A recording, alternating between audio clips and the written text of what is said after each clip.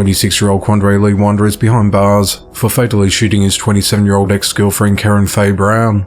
During the early morning hours of Monday the 4th of September, Karen was found unresponsive in front of an apartment complex in the 700 block of Gardens Court in Federalsburg, Maryland. Police arrived at the scene to find Karen lying in the grass with gunshot wounds. Medics responded and pronounced her dead at the scene. Authorities identified her ex-boyfriend Quandre as a suspect.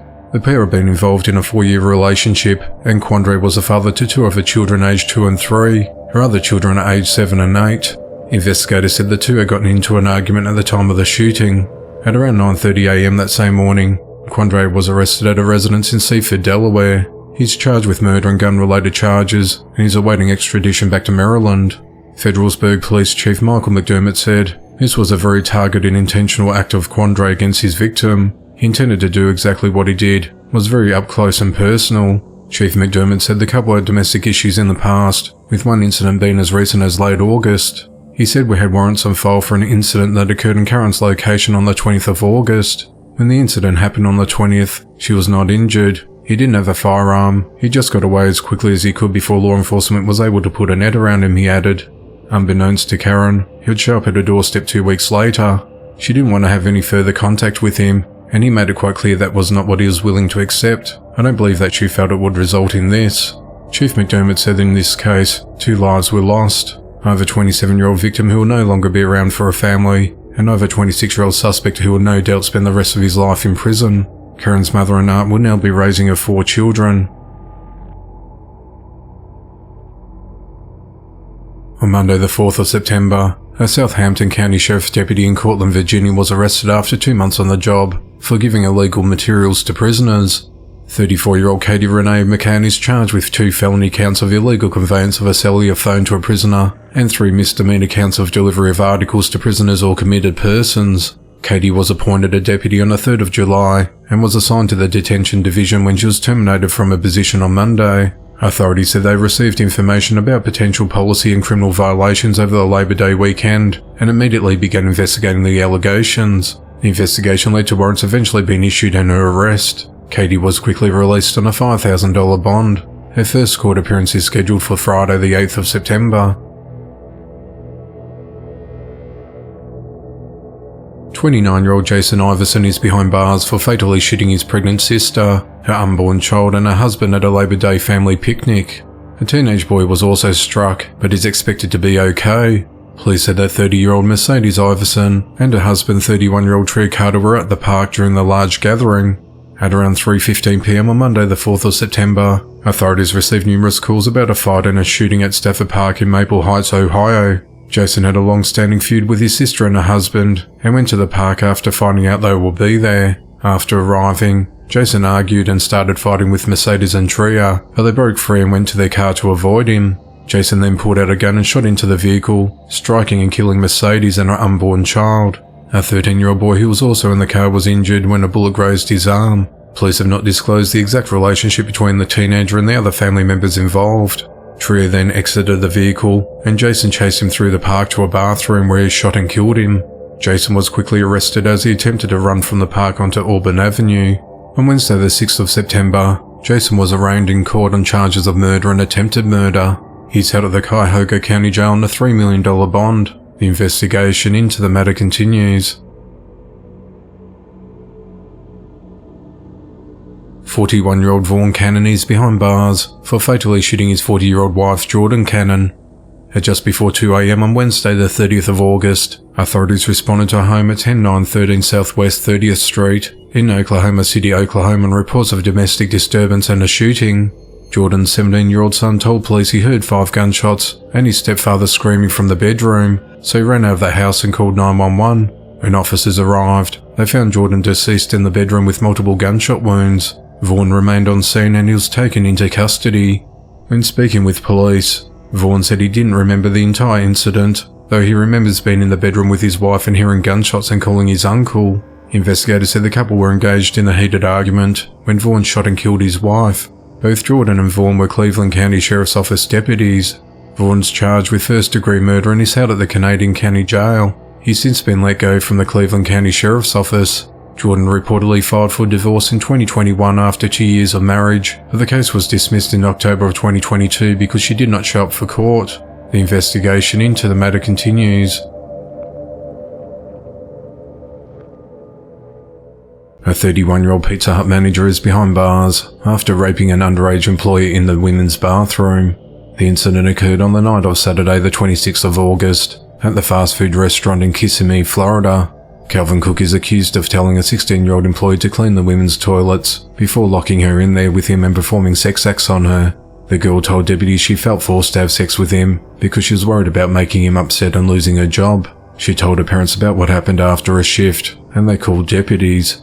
She said that Calvin started talking to her on social media and sent her explicit photos over Snapchat. He admitted to deputies that he committed sex acts on the girl and that he knew that she was underage, but he was unremorseful.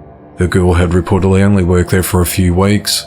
Calvin was arrested and charged with sexual battery of a minor, transmitting harmful information to a minor, unlawful use of a two-way communication device, and contributing to the delinquency of a minor. He's held at the Osceola County Jail, where he's been held on a $33,000 bond. Calvin was fired from his position after the incident. The investigation into the matter continues. 25-year-old Caitlin Lee Abernathy is behind bars for selling drugs. On Thursday the 24th of August, authorities busted Caitlin with more than 1 kilogram of fentanyl, which would be enough to kill over 500,000 people. Investigators said they had Caitlin under surveillance for suspected drug dealing at her home at 124 Dillard Street, Spartanburg, South Carolina. Deputies conducted a traffic stop along Candlenut Lane in Bowling Springs, South Carolina, and a canine alerted them to the drugs that were in the car. A search uncovered 941 grams of fentanyl, 20 grams of crystal meth, a pistol and a rifle. Deputies then obtained a search warrant for a storage unit Abernathy used and uncovered another 531 grams of fentanyl, 3 handguns and 4 long guns. Caitlin was arrested and charged with trafficking meth, trafficking fentanyl and possession of a weapon during a commission of a violent crime. She's held at the Spartanburg County Jail without bond. Court records show Caitlin was arrested 3 separate times on drug-related charges last year. 28-year-old daycare provider Hannah Joy Priest is behind bars after a toddler died in her care early this year. At around 12:30 p.m. on the 19th of January, authorities responded to Hannah's home at 1605 8th Street in Emmitsburg, Iowa, on report of an unresponsive child. When first responders arrived, they found 23-month-old Sebastian Jesperson laying unresponsive on his sleeping cot with head injuries. Medics rushed Sebastian to Palo Alto County Hospital and then transferred him to Blank Children's Hospital in Des Moines for more specialized care, but he succumbed to his injuries 5 days later. An autopsy was completed, and it was determined that Sebastian died from brain trauma consistent with inflicted injuries. Hannah told investigators that Sebastian was acting normal before putting him down for a nap at around noon. She denied that he suffered any accidental head injuries while in her care that day, and denied that any other kid she was looking after had struck him. She did admit to being frustrated with the baby at around nap time because he had not yet gone to the bathroom that day. She said that she set the child into the cot by his shoulders and may not have known her own strength when doing so. She said that the child normally puts himself into the cot as it's only a few feet off the floor, and that she did set him into the cot out of frustration. As a result of the investigation, on the 1st of September, Hannah was arrested and charged with child endangerment resulting in death. She's been held at the Palo Alto County Jail on a $50,000 cash-only bond.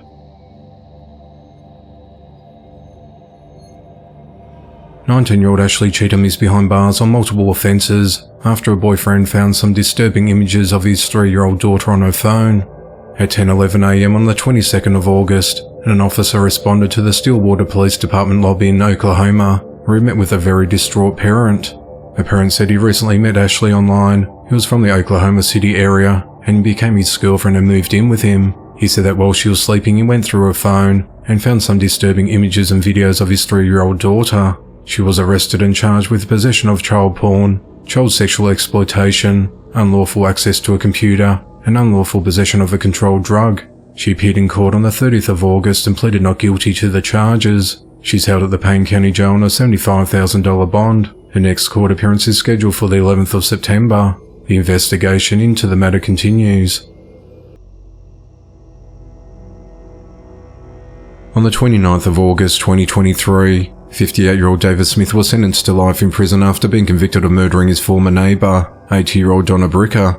At just after 10:30 a.m. on the 6th of January 2019, police found Donna dead in a duplex home at 724 West Elliott Street in Springfield, Illinois, after relatives became worried because she didn't show up to church and requested a welfare check.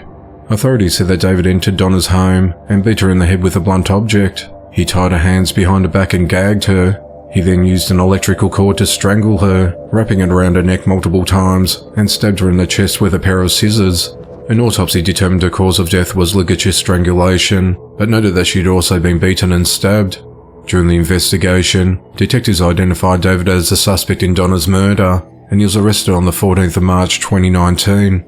He reportedly previously lived close to Donna.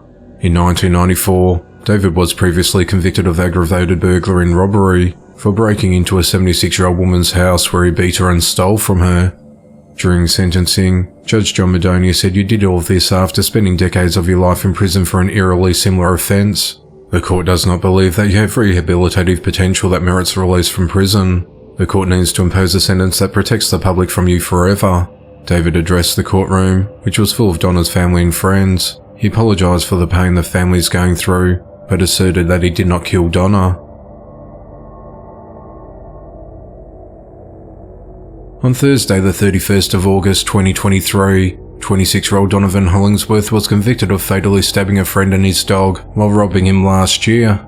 At just after 9 a.m. on the 5th of February 2022, authorities responded to Olympus apartment homes at 10 Baker Boulevard in Eastham Township, New Jersey on reports of a possible dog attack on a resident. However, when officers arrived, they found 26-year-old Thomas Pearson dead inside the residence with multiple stab wounds. Thomas's dog, a cane corso named Django, was also found dead with stab wounds on a stairwell landing. Detectives identified Donovan as a suspect who had fled the scene. Authorities said that Donovan and Thomas knew each other, and Donovan went to Thomas's apartment with the intention of robbing him, and an altercation ensued during which he stabbed Thomas and Django. Police located Donovan several hours later at a nearby hospital, where he went for treatment for minor injuries from the altercation, and he was taken into custody. Donovan's been found guilty of first-degree murder, robbery, possession of a weapon for an unlawful purpose, cruelty to animals, and unlawful possession of a weapon. He's been held at the Burlington County Jail since his arrest, and he's scheduled for sentencing on the 27th of October. Police are looking for a man they believe is responsible for fatally shooting a woman. At 9:51 p.m. on Saturday, the 2nd of September, authorities responded to the 500 block of Henson Street in Birmingham, Alabama, after receiving a 911 call about a physical altercation. Shortly after arriving at the scene, officers found a deceased woman laying near the edge of the street with a gunshot wound. The victim was identified as 33-year-old Corianta Davis. No arrests had been made, but authorities provided a photo of a man they said that fled the scene and is wanted in connection with the shooting who possibly goes by the name of Eric. Those close to Corianta described her as full of energy and loved by everybody. She leaves behind 2 young sons. The investigation into the matter continues.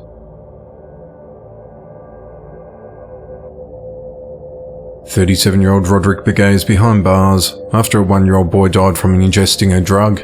At around 8 a.m. on Saturday, the 2nd of September, authorities responded to a home near North 151st Avenue and Cactus Road in Surprise, Arizona on reports of an unresponsive baby. When first responders arrived, they attempted life-saving measures on the boy. The child was taken to hospital, and officials say a narcotic was found in the child's system. The boy died at 2 a.m. the next morning. While investigating the initial scene, police found narcotics in the child's home. On Sunday, the 3rd of September, police arrested Roderick and charged him with manslaughter, child abuse, endangerment, misconduct with weapons, and prohibited possessor. He's held at the Maricopa County Jail on a $150,000 bond. He's due in court on Friday, the 8th of September. Police have not released Roderick's relationship to the boy, or if there's anyone else present in the home. The investigation into the matter continues.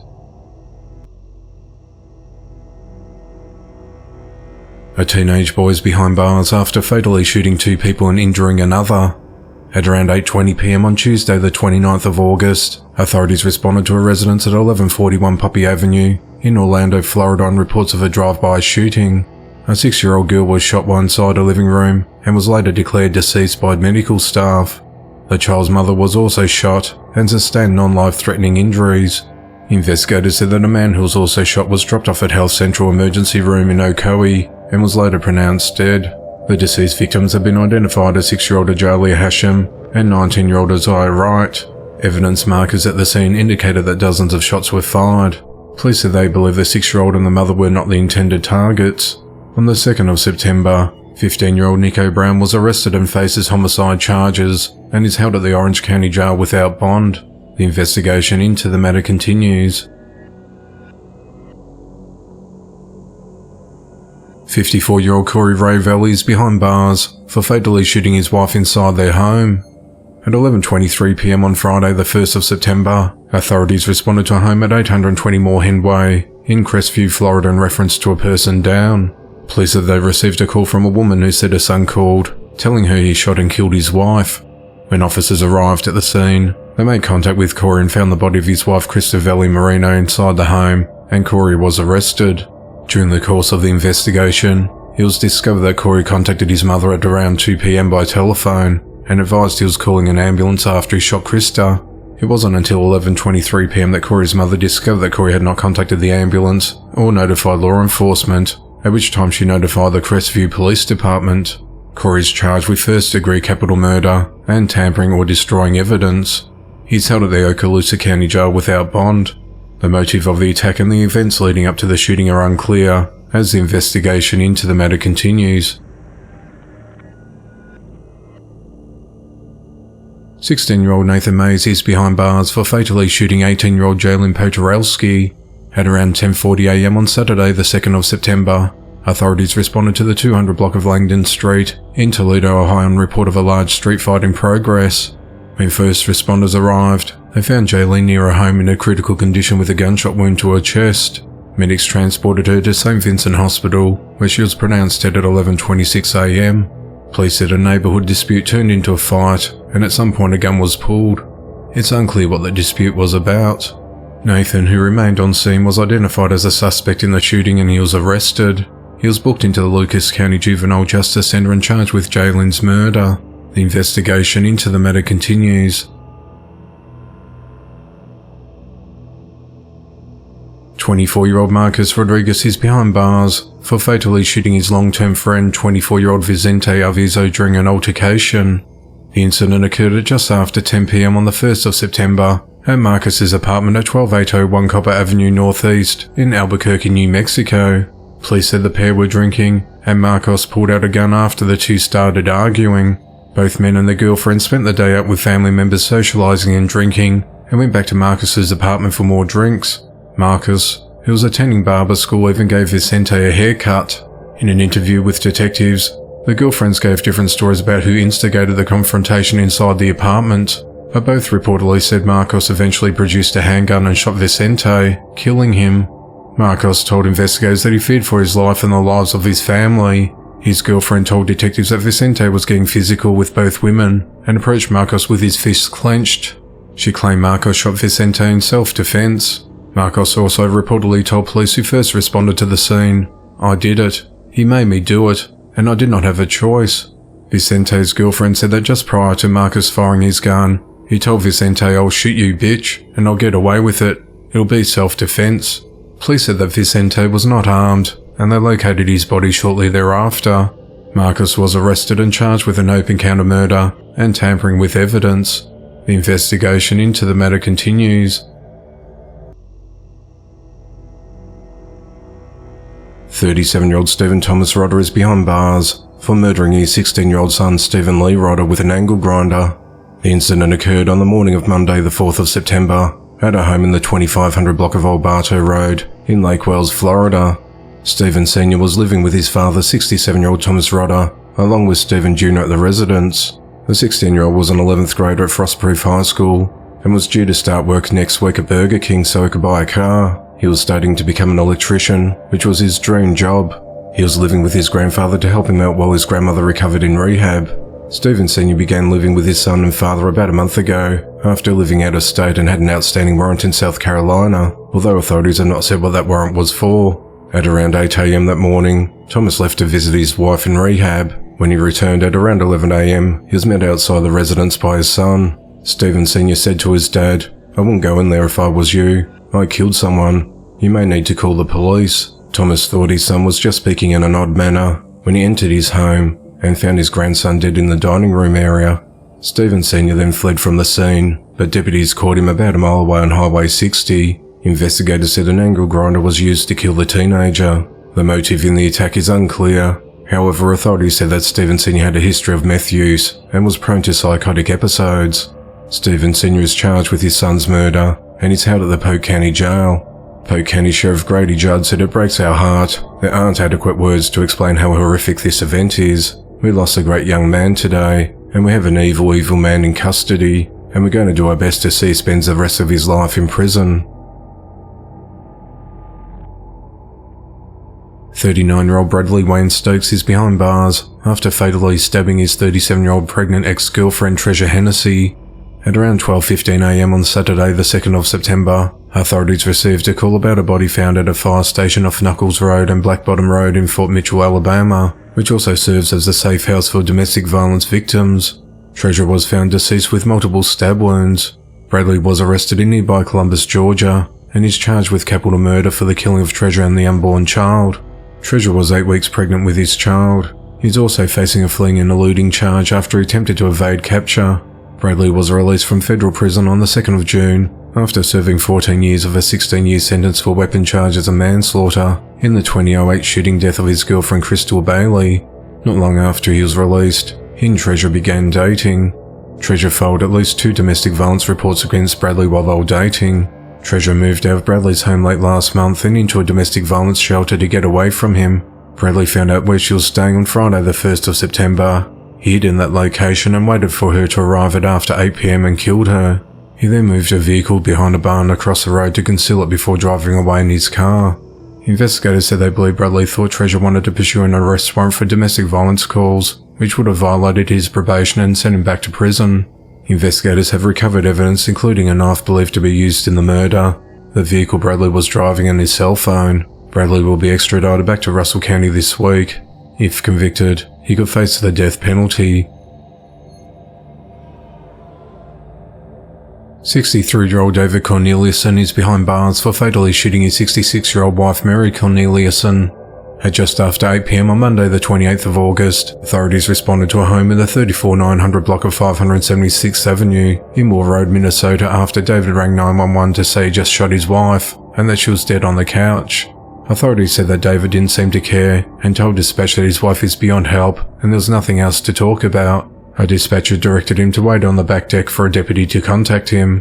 When a deputy arrived, he located David standing outside on the deck of the home and arrested him without incident. A deputy entered the home where he found Mary deceased with a gunshot wound. David was taken to the Wall Road Police Department and while interviewed, he admitted that he shot his wife with a handgun after they had a verbal argument. It's unclear what the argument was about. He's charged with second-degree intentional murder and is held at the Rose County Jail on a $700,000 bond. The investigation into the matter continues.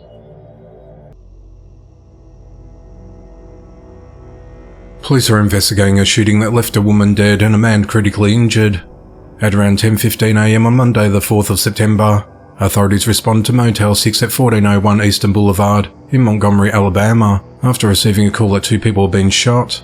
When first responders arrived, they found an unresponsive woman with a gunshot wound. She was pronounced dead at the scene and has been identified as 20-year-old Adriana Conville. Officers also located an adult male with a life-threatening gunshot wound. He was taken to a local hospital for treatment. A person of interest was taken into custody for questioning, however no charges have been announced. The investigation into the matter continues. A man is behind bars for fatally stabbing his older brother after serving him an eviction notice from their childhood home.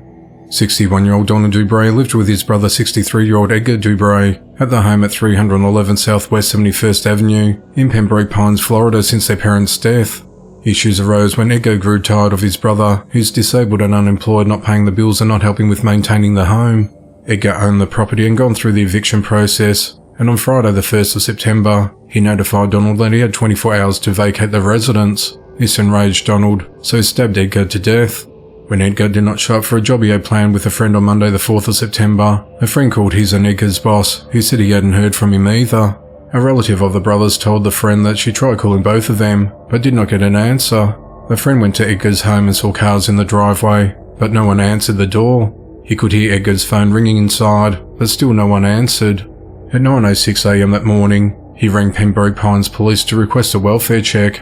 When officers arrived at the property, they found blood on the inside of a sliding glass door in the back of the house and saw blood on the wall when they looked through the window. Fire rescue forced entry inside, finding Edgar lying dead on the dining room floor, blood on the kitchen cabinets and walls. They found Donald fast asleep in bed and he was taken into custody. While interviewed by police, he admitted to stabbing his brother. He said he came home on Friday afternoon and his brother told him to pack and leave. He said during an argument his brother punched him in the face, so he grabbed a large kitchen knife, followed his brother into the dining room and stabbed him over and over. Donald said he didn't call for help after stabbing his brother because he wanted him to bleed out from his own injuries and not have to deal with it. When an officer asked Donald if he knew his brother was dead, he smiled and said, "Oh yeah, I stabbed him a bunch with a big old knife," and said that he walked by his brother's body on the floor several times over a few days to go into the kitchen. He told the officer he'd lived at the home all his life, and once evicted he'd have no place to go, and guessed he would have lived under a bridge in a cardboard box. Donald is charged with second-degree murder, and is held at Broward County Jail without bond. The investigation into the matter continues. 22-year-old Anthony Andrews is behind bars for fatally beating his girlfriend's toddler son. At 5:49 a.m. on Monday the 4th of September, authorities responded to a residence along the 2600 block of Margot Street in Memphis, Tennessee, on reports of an unresponsive 2-year-old boy. When first responders arrived, they found a toddler not breathing, bleeding from the mouth with bruising on his abdomen, sides and back.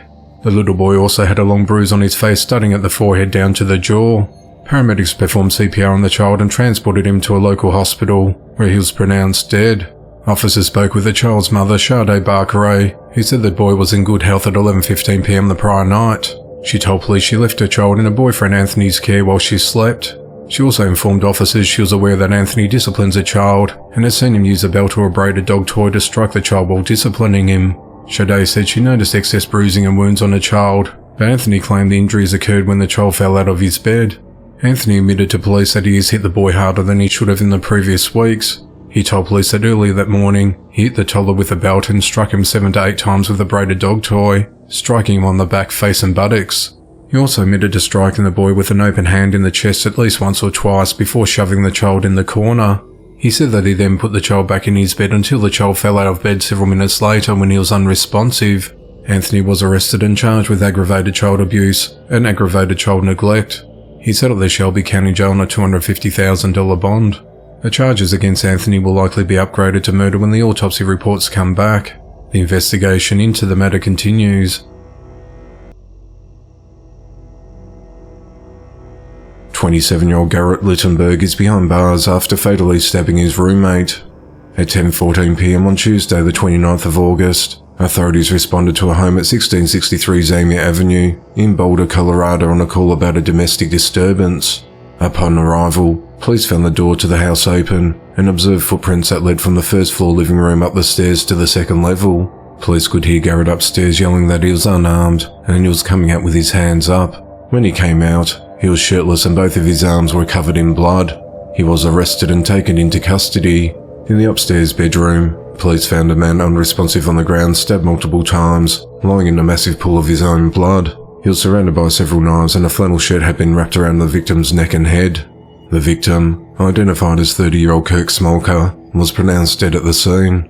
In an interview with police, Garrett's mother said that the victim called her at 10:02 p.m. that night to say that Garrett was not acting right.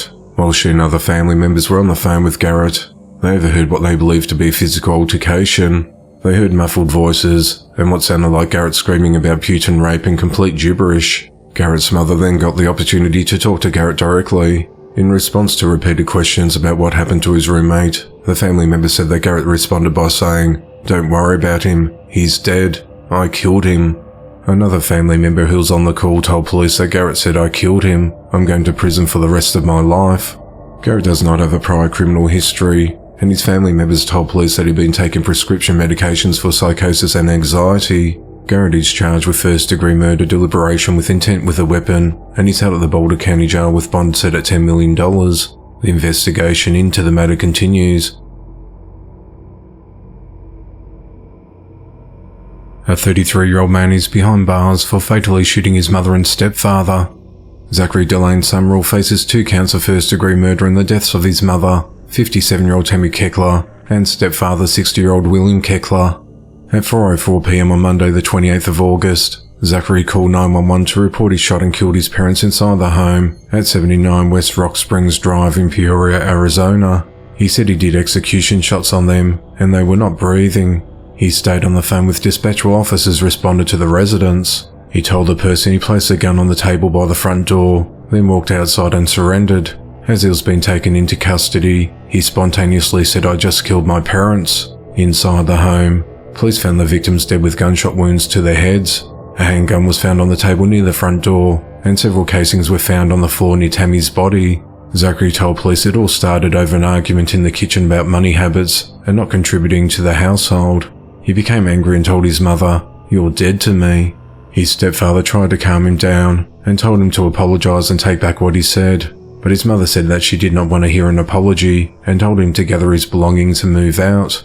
Zachary then became extremely angry and snapped. He went upstairs to retrieve his handgun from his bedroom cabinet.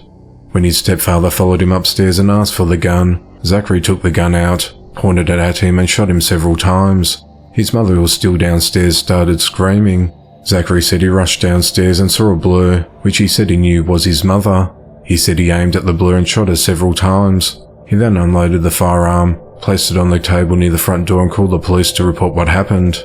He told investigators that after the shooting, he hugged his mother and got blood on his clothing. Zachary said that neither his mother or stepfather were armed or posed any physical threat to him.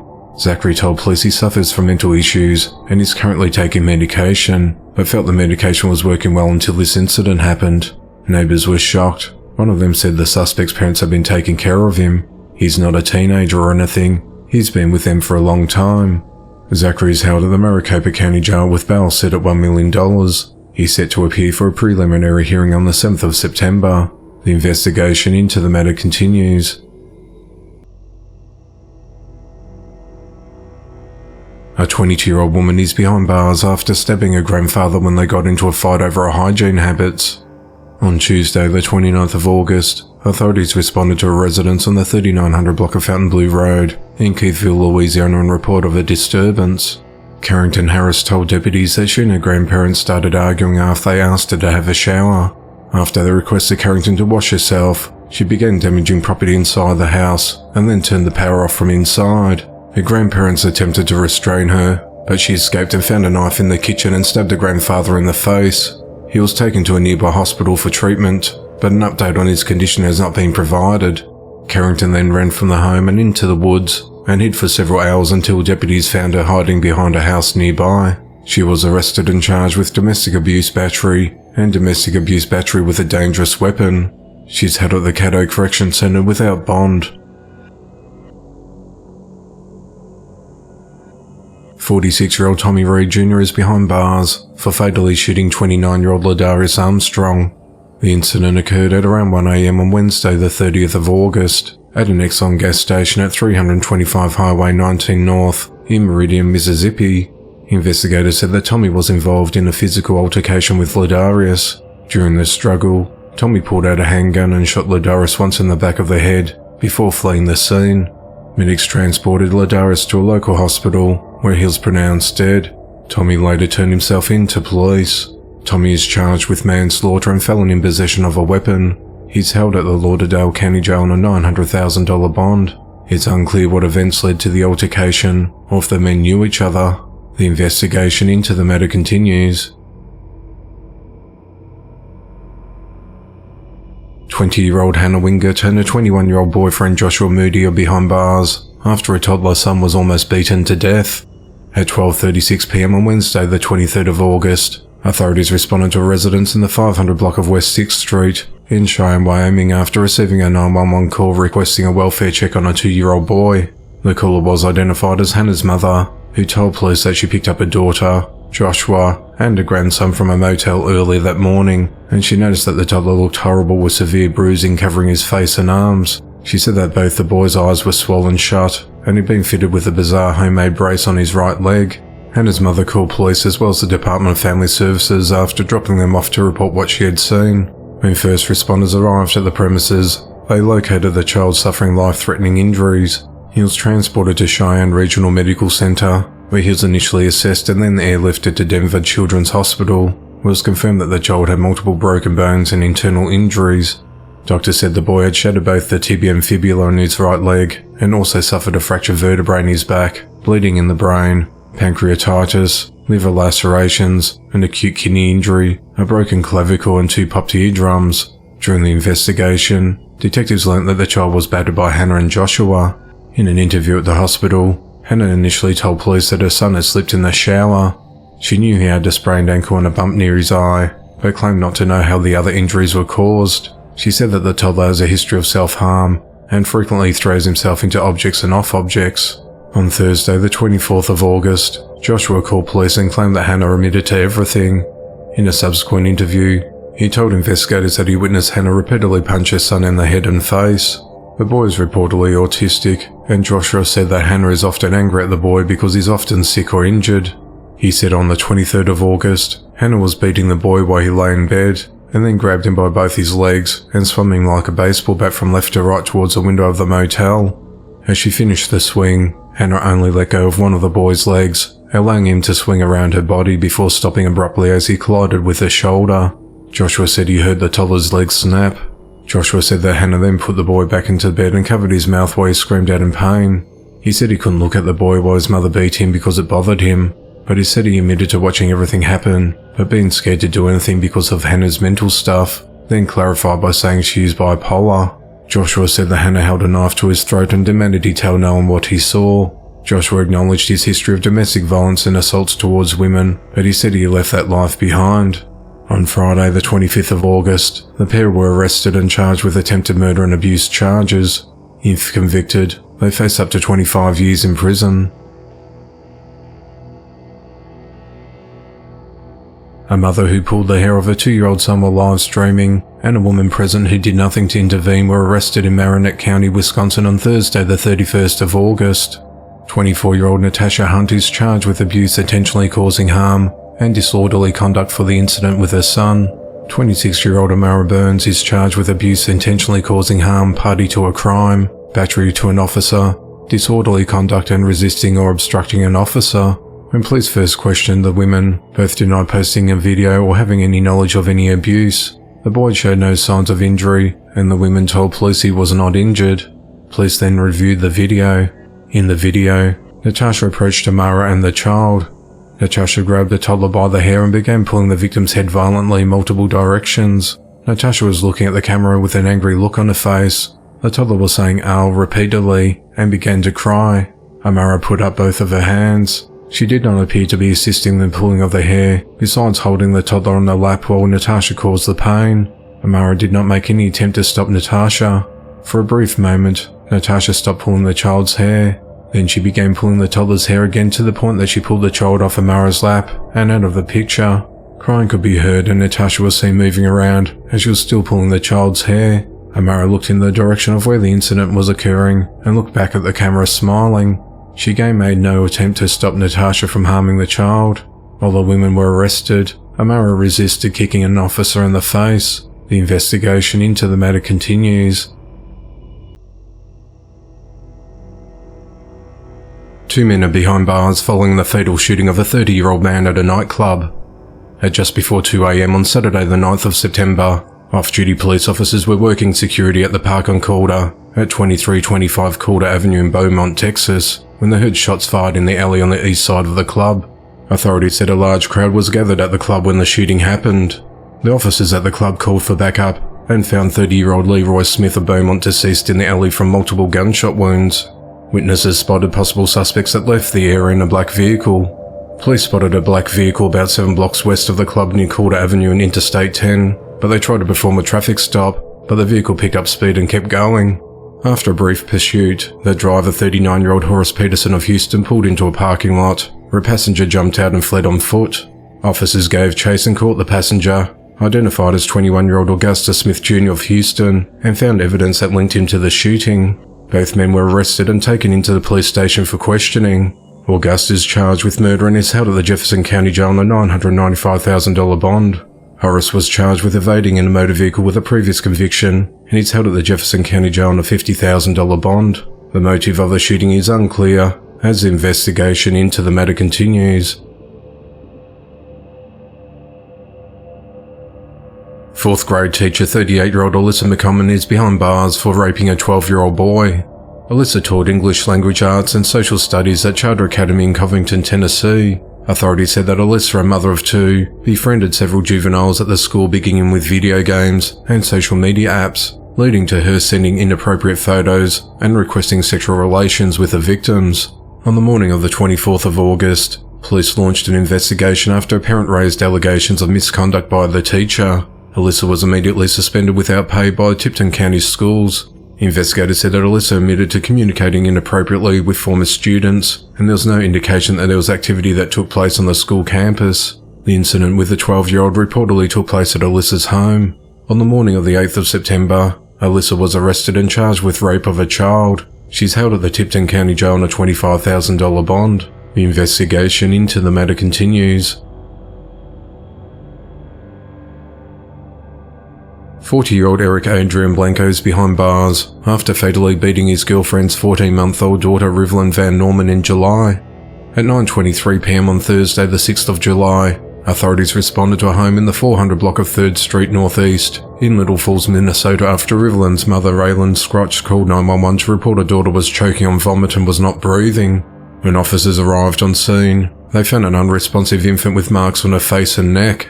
They performed life-saving measures on the girl until medics arrived and rushed the baby to St. Gabriel's Hospital where she was pronounced dead.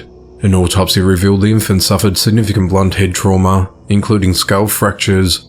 She had scrapes to her neck, chest, abdomen and inside her lower lip consistent with pressure on her face and asphyxia injury. Bruises were found behind her ears and on her face. Authorities said there was nothing to suggest that the majority of the injuries were several days old and were more consistent with the acute injury within minutes to hours. It was determined that the baby died due to multiple head and neck injuries consistent with homicidal violence. Investigators said the baby and the mother had been temporarily staying with Eric, who police identified as the mother's boyfriend, for about a week.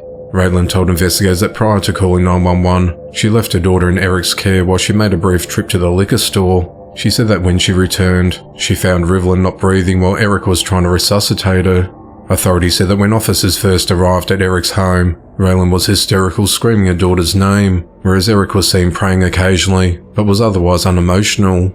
In an interview with detectives, Eric was unable to provide an explanation for the homicidal injuries that caused Rivelyn's death.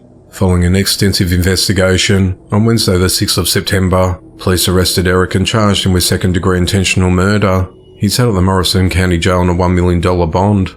Eric has a criminal history which includes felony domestic assault in 2017, theft of a firearm or property valued at over $35,000 in 2016, receiving stolen property in 2014, assault with a dangerous weapon in 2014, disorderly conduct and obstruction in 2006, and assault causing great bodily harm in 2001 after beating a 1-year-old who suffered a skull fracture. If convicted, Eric faces up to 40 years in prison. A 34-year-old man is behind bars for fatally shooting a 25-year-old woman. During the early morning hours of Thursday the 7th of September, authorities responded to the 2000 block of Wheaton Avenue in Millville, New Jersey on reports of shots fired. When officers arrived, they found Chanel Stewart of Vineland deceased in the vehicle with a gunshot wound to her head. Authorities identified Alex Blocker of Bridgeton as the suspect. He was arrested later that day and charged with first-degree murder and 2 second-degree weapons possession charges.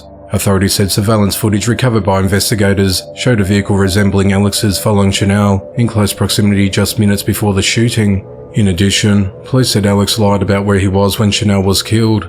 Investigators said that Alex told him he was not where he was during the time of the incident. Alex remains at the Cumberland County Jail without bond. The motive on how Alex and the victim may have known each other is unclear, as the investigation into the matter continues. A 42-year-old mother is behind bars and is charged with felony child neglect. Authorities said that Kelly McGriff Williams refused to allow a 9-year-old daughter to leave their home at 12725 Southwest 95th Court in Miami, Florida since 2017 and was confined to her bedroom most of that time. Kelly did not enroll her in school and never provided her with an education, and the girl was unable to read and write. Kelly declined to take her daughter to a doctor even when she was very ill. The girl would have to beg to eat, and Kelly would not always provide food for her. An officer responded to the home after the Florida Department of Children and Families investigated the allegations. On the 26th of August, Kelly was involuntarily admitted to the Jackson South Hospital under the Baker Act due to her altered mental state, and the child was taken into police custody. On the 30th of August, police interviewed the victim at her father's residence, and she confirmed the allegations. The victim's father also confirmed the allegations and said he's been trying to get legal custody of his daughter for the past 5 years. The Miami Child Protective Team concluded that the child suffered instances of child neglect, medical neglect, mental injury and educational neglect. Kelly was arrested on the 1st of September and she was being discharged from hospital. She's at the Turner Guilford Night Correctional Centre on child neglect charges, where she's held on a $5,000 bond. Police are investigating after a 25-year-old woman was fatally shot in her car. At just before 11 p.m. on Thursday, the 7th of September, authorities responded to the area of Fleming and Falk Avenues in the Brighton Heights neighborhood of Pittsburgh, Pennsylvania, after receiving a shot spotter alert for 12 rounds fired. When first responders arrived, they found a woman in a critical condition after being shot multiple times while sitting in the driver's seat of a vehicle. Medics transported her to a local hospital, where she succumbed to her injuries at 11:30 p.m. The medical examiner identified the victim as 25-year-old Denasia Lighty. Investigators said that Denasia was in her car when a shooter approached her on foot and fired shots inside before fleeing the scene. No arrests have been made to date, and the motive of the attack is unclear as the investigation into the matter continues.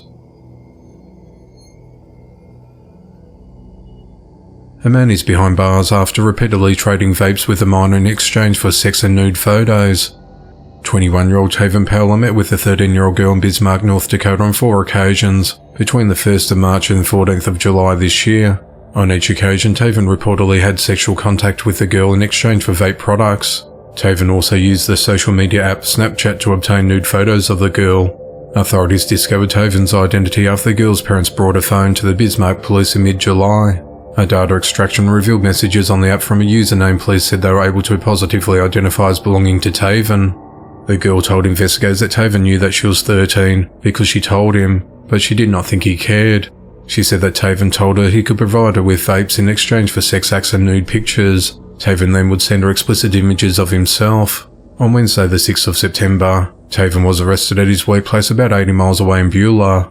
He is charged with 4 counts of gross sexual imposition where a victim is younger than 15, patronising a minor for commercial sexual activity, contributing to the deprivation or delinquency of a minor, luring a minor by means of a computer or other electronic means, and indecent exposure. He is held at the Burley Morton Detention Centre on a $20,000 cash-only bond, on a condition he must have no contact with the victim. Police are investigating after a man was fatally shot. At 1:57 p.m. on Saturday the 9th of September, authorities responded to the Parkside Villas apartments at 212 Ramblewood Drive in Shelby, North Carolina on reports of shots fired. When officers arrived, they found an unresponsive man laying in the parking lot with multiple gunshot wounds. He was pronounced dead at the scene. The victim's been identified as 44-year-old Matthew Libby of Shelby. No arrests have been made to date, as the investigation into the matter continues. Police are investigating after a woman was believed to have been shot during an altercation. On the night of Thursday, the 7th of September, authorities responded to a home at 521 Middle White Oak Road in Paytona, West Virginia on reports of shots fired. When officers arrived at the residence, they found the victim identified as Deborah Lynn Harless deceased with a gunshot wound. A suspect identified as Hal Kirk was detained at the scene, but no charges have currently been filed. No further details have been released, as the investigation into the matter continues. A 33-year-old man is behind bars after beating and robbing a fast food restaurant manager. At around 10 a.m. on Monday the 4th of September, the suspect entered the Little Caesars Pizza at 1755 East Cardinal Drive in Beaumont, Texas through the back door. He then approached the manager and pointed a gun at him and demanded he get the money out of the safe. He then hit the manager in the head multiple times with a handgun and punched him in the mouth. Several minutes later, the suspect fled through the back door. On Wednesday the 6th of September, authorities identified Kevin Goeth as the suspect and issued a warrant for his arrest. On Thursday the 7th of September, Kevin was located and taken into custody. He's charged with aggravated robbery and is held at the Jefferson County Jail on a $200,000 bond.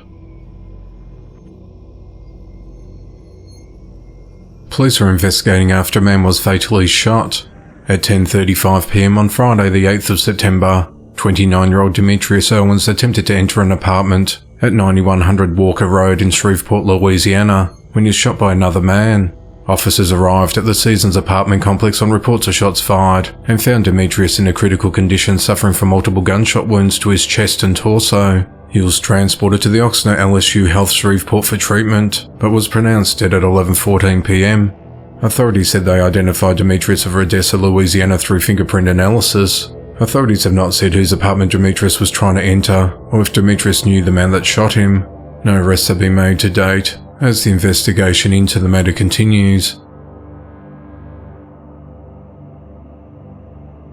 Police are investigating after a 26-year-old man was fatally shot. At just after 1:30 a.m. on Friday the 8th of September, authorities responded to the El Rancho Escondido apartments at 2840 Las Vegas Trail in Fort Worth, Texas on reports of a shooting. When officers arrived, they found a deceased man with multiple gunshot wounds. The Tarrant County Medical Examiner's Office identified the victim as Justin Michael Lewis, who lived at the apartment complex. Police said they believe the incident started as an argument involving two people against the victim, who was shot and died from his injuries. No arrests have been made to date, as the investigation into the matter continues. On Wednesday the 30th of August, a 36-year-old Lynchburg, Virginia man was arrested after travelling about 100 miles to Allegheny County with the purpose of having sex with a child under the age of 15. Lonnie Carrico is charged with 5 counts of use of communication system to facilitate certain offences against minors. Lonnie was apprehended by the Allegheny County Sheriff's Office with the assistance of Covington Police, the Allegheny County Emergency Response Team, the Department of Wildlife Resources, and the Virginia State Police. He's held at the Allegheny Regional Jail without bond. A 30-year-old man is behind bars for holding a woman hostage and threatening to kill her after they got into an argument over a McDonald's meal. On the night of Saturday the 9th of September, authorities received a text message from a woman who claimed that John Moore was holding her hostage at the Garrett Mills apartment complex in Grafton, West Virginia. Deputies responded to John's apartment and knocked on the door multiple times, but there was no answer. Deputies eventually pushed the door open and announced themselves as they walked in. As they entered, they saw a female victim walk out the door while John was directly behind her. The victim yelled and swore at John to get away from her, and deputies took John into custody. Officials spoke with the victim, who said that she and John got into a fight because John was supposed to bring her McDonald's back, but he refused because he claimed that she was being a selfish bitch and she didn't answer her phone. She said that John threatened her by telling her that she was going to choke her to death and watch her lay there. He also said that he was going to put her in the basement and starve her to death while he ate in front of her. She said that John held her by the neck with one hand and ripped her shirt. While restraining her by the neck, he held up a knife to her with his other hand and threatened to slit her throat. John is charged with kidnapping and domestic battery offences. He was booked into the Tygart Valley Regional Jail at 1:10 a.m. Sunday morning and is held without bail. The investigation into the matter continues. 47-year-old Brian Martin is behind bars after he raped an elderly woman inside an antique shop. At around 12:30 p.m. on Sunday the 10th of September, authorities responded to Shabbatik's store at 831 Ronaldo Road Northwest in Winston-Salem, North Carolina on reports of an assault. Investigators were told that a man had entered the business shortly after it opened, threatened a 77-year-old employee with a hammer, and forced her to have intercourse inside the store before he fled the scene. Authorities were able to identify Brian as a suspect through witness accounts and surveillance footage obtained in the area.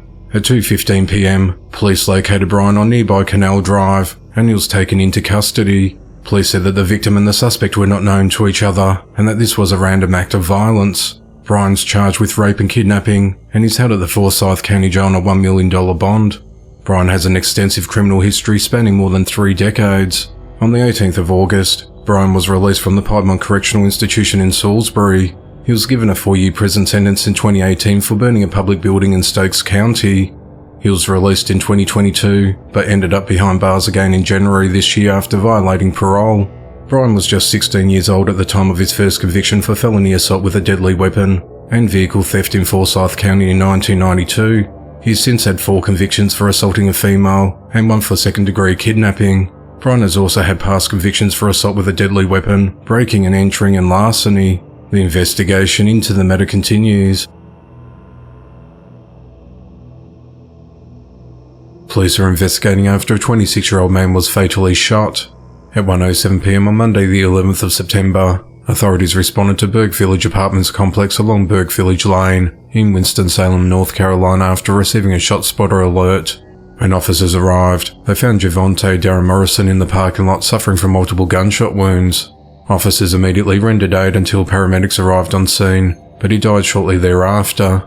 Upon further investigation, it was determined that Javonte was in an argument outside the apartment complex with unknown individuals. As he walked back to his car after the argument, he was shot multiple times before the suspects fled the scene. Detectives believe the suspects and the victim knew each other. Authorities said there were multiple witnesses who refused to cooperate with officers. No arrests have been made to date, as the investigation into the matter continues. 43-year-old Richard Scott Dowsett is wanted by police after fatally shooting 41-year-old Brandy Joyce Hanks. At around 5:30 p.m. on Sunday the 10th of September, authorities responded to a distress call at 405 Browns Bend Road in Alexandria, Louisiana, a report of a person shot. When officers arrived, they found Brandy in a critical condition with a gunshot wound. She was transported to a local hospital, but died the following morning at 3:30 a.m. Authorities identified Richard as a suspect in the shooting and said that he and Brandy lived at the same address. Detectives obtained an arrest warrant for Richard for second-degree murder. Throughout the night, authorities scoured the area in search for Richard, eventually tracking down the vehicle used to flee the scene, and he remains on the run. The motive of the shooting is unclear, as the investigation into the matter continues. 72-year-old William Butler is behind bars for shooting 34-year-old Michael Boss. At 11:26 a.m. on Friday the 1st of September, authorities responded to Lions Park in Haley, Idaho, to conduct a welfare check after receiving a report that someone was screaming for help. When officers arrived, they found a man with a gunshot wound and transported him to hospital for treatment. A resident provided investigators with dashcam footage, which captured Williams' grey Toyota RAV4 leaving the scene just after the shooting. The next day, authorities located Williams' car at a grocery outlet in Haley and followed him home. Officials completed a search of Williams' residence and found a pistol with a silencer on it in an upstairs bedroom dresser drawer. In the same drawer was a small leather satchel containing several rounds of ammunition, and William was taken into custody. While questioned by detectives, William confessed to the shooting and said he became annoyed with Michael because every time that he and his wife walked past Michael in the park, he would always be sitting in his car talking on his cell phone. William said he'd been thinking about shooting Michael for weeks. He said he then drove to the park Friday morning and found Michael sitting in his vehicle and asked him if he had seen any moose. Michael looked up for a moment and then back down to his phone when William shot him once in the head above his left eye. The bullet travelled through his head and lodged itself in his right temple. Michael survived the shooting, however he said he lost his vision and will be blind for the rest of his life. Michael said that William's intention was for him to die, adding that anyone who is feeling that kind of way is a signal to seek help. William is charged with attempted murder and is held at the Blaine County Jail with bail yet to be set. A preliminary hearing is scheduled for the 19th of September. A 25-year-old man is behind bars for fatally shooting his 64-year-old mother. At around 2 p.m. on Monday the 4th of September, authorities responded to a home at 29029 Glenwood Street in Inkster, Michigan after receiving a report of a suspicious circumstance. When officers arrived, they entered the premises and found an unresponsive woman in a bedroom with multiple gunshot wounds. She was transported to a local hospital, where she was pronounced dead. Authorities said that Joshua Hill shot his mother during a verbal altercation and fled the scene in a Ford Escape. On the 6th of September, Michigan State Police located Joshua's car and announced that Joshua was likely traveling on foot in metropolitan Detroit while armed and dangerous. On Sunday the 10th of September, Joshua went into a Domino's pizza store at 535 Griswold Street in downtown Detroit and ordered a stuffy cheesy bread when a police officer on patrol recognized the wanted man from media reports and intel pictures. Joshua was arrested without incident and was found to be in possession of a gun. He's charged with first-degree premeditated murder and a firearm count. He's held at the Wayne County Jail with bond set at $1 million. The investigation into the matter continues. 41-year-old Alison Sarah Dougherty is behind bars after leaving a child alone in a running car while she went swimming in the ocean.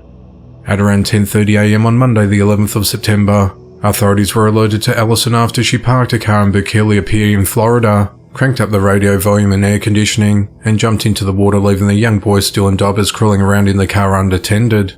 Alison then jumped into the water at the pier where multiple people were fishing, while people warned her about the hooks and the possibility of sharks being in the water. Witnesses said that Alison shouted back that she didn't care and wanted to get hooked and would want to meet the sharks. She'd been in the water for about 20 minutes when deputies arrived, and she swam further from the shore when she saw them.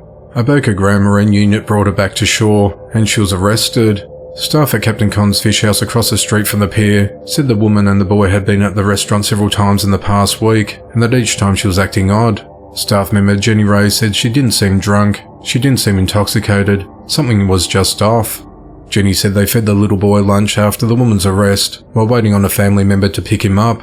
Alison's been charged with 1 count of child neglect, leaving a child unattended in a motor vehicle for an excess of 15 minutes. She remains held at the Lee County Jail on a $250 bond. Jail records indicate that she does not live at a fixed address.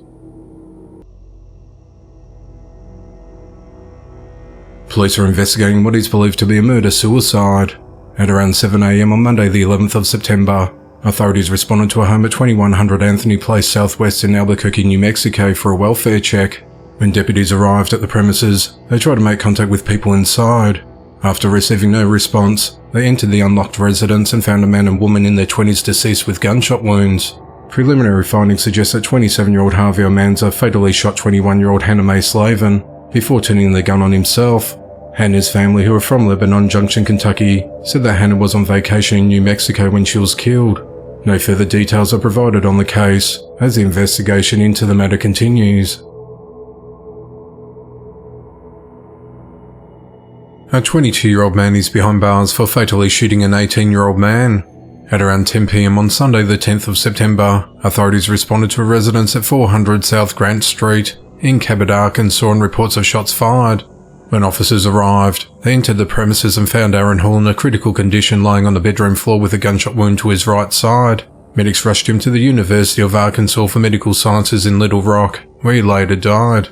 Authorities identified Brandon Huff as a suspect and issued a warrant for his arrest for first-degree murder, possession of firearms by certain persons, and discharging a firearm in the city.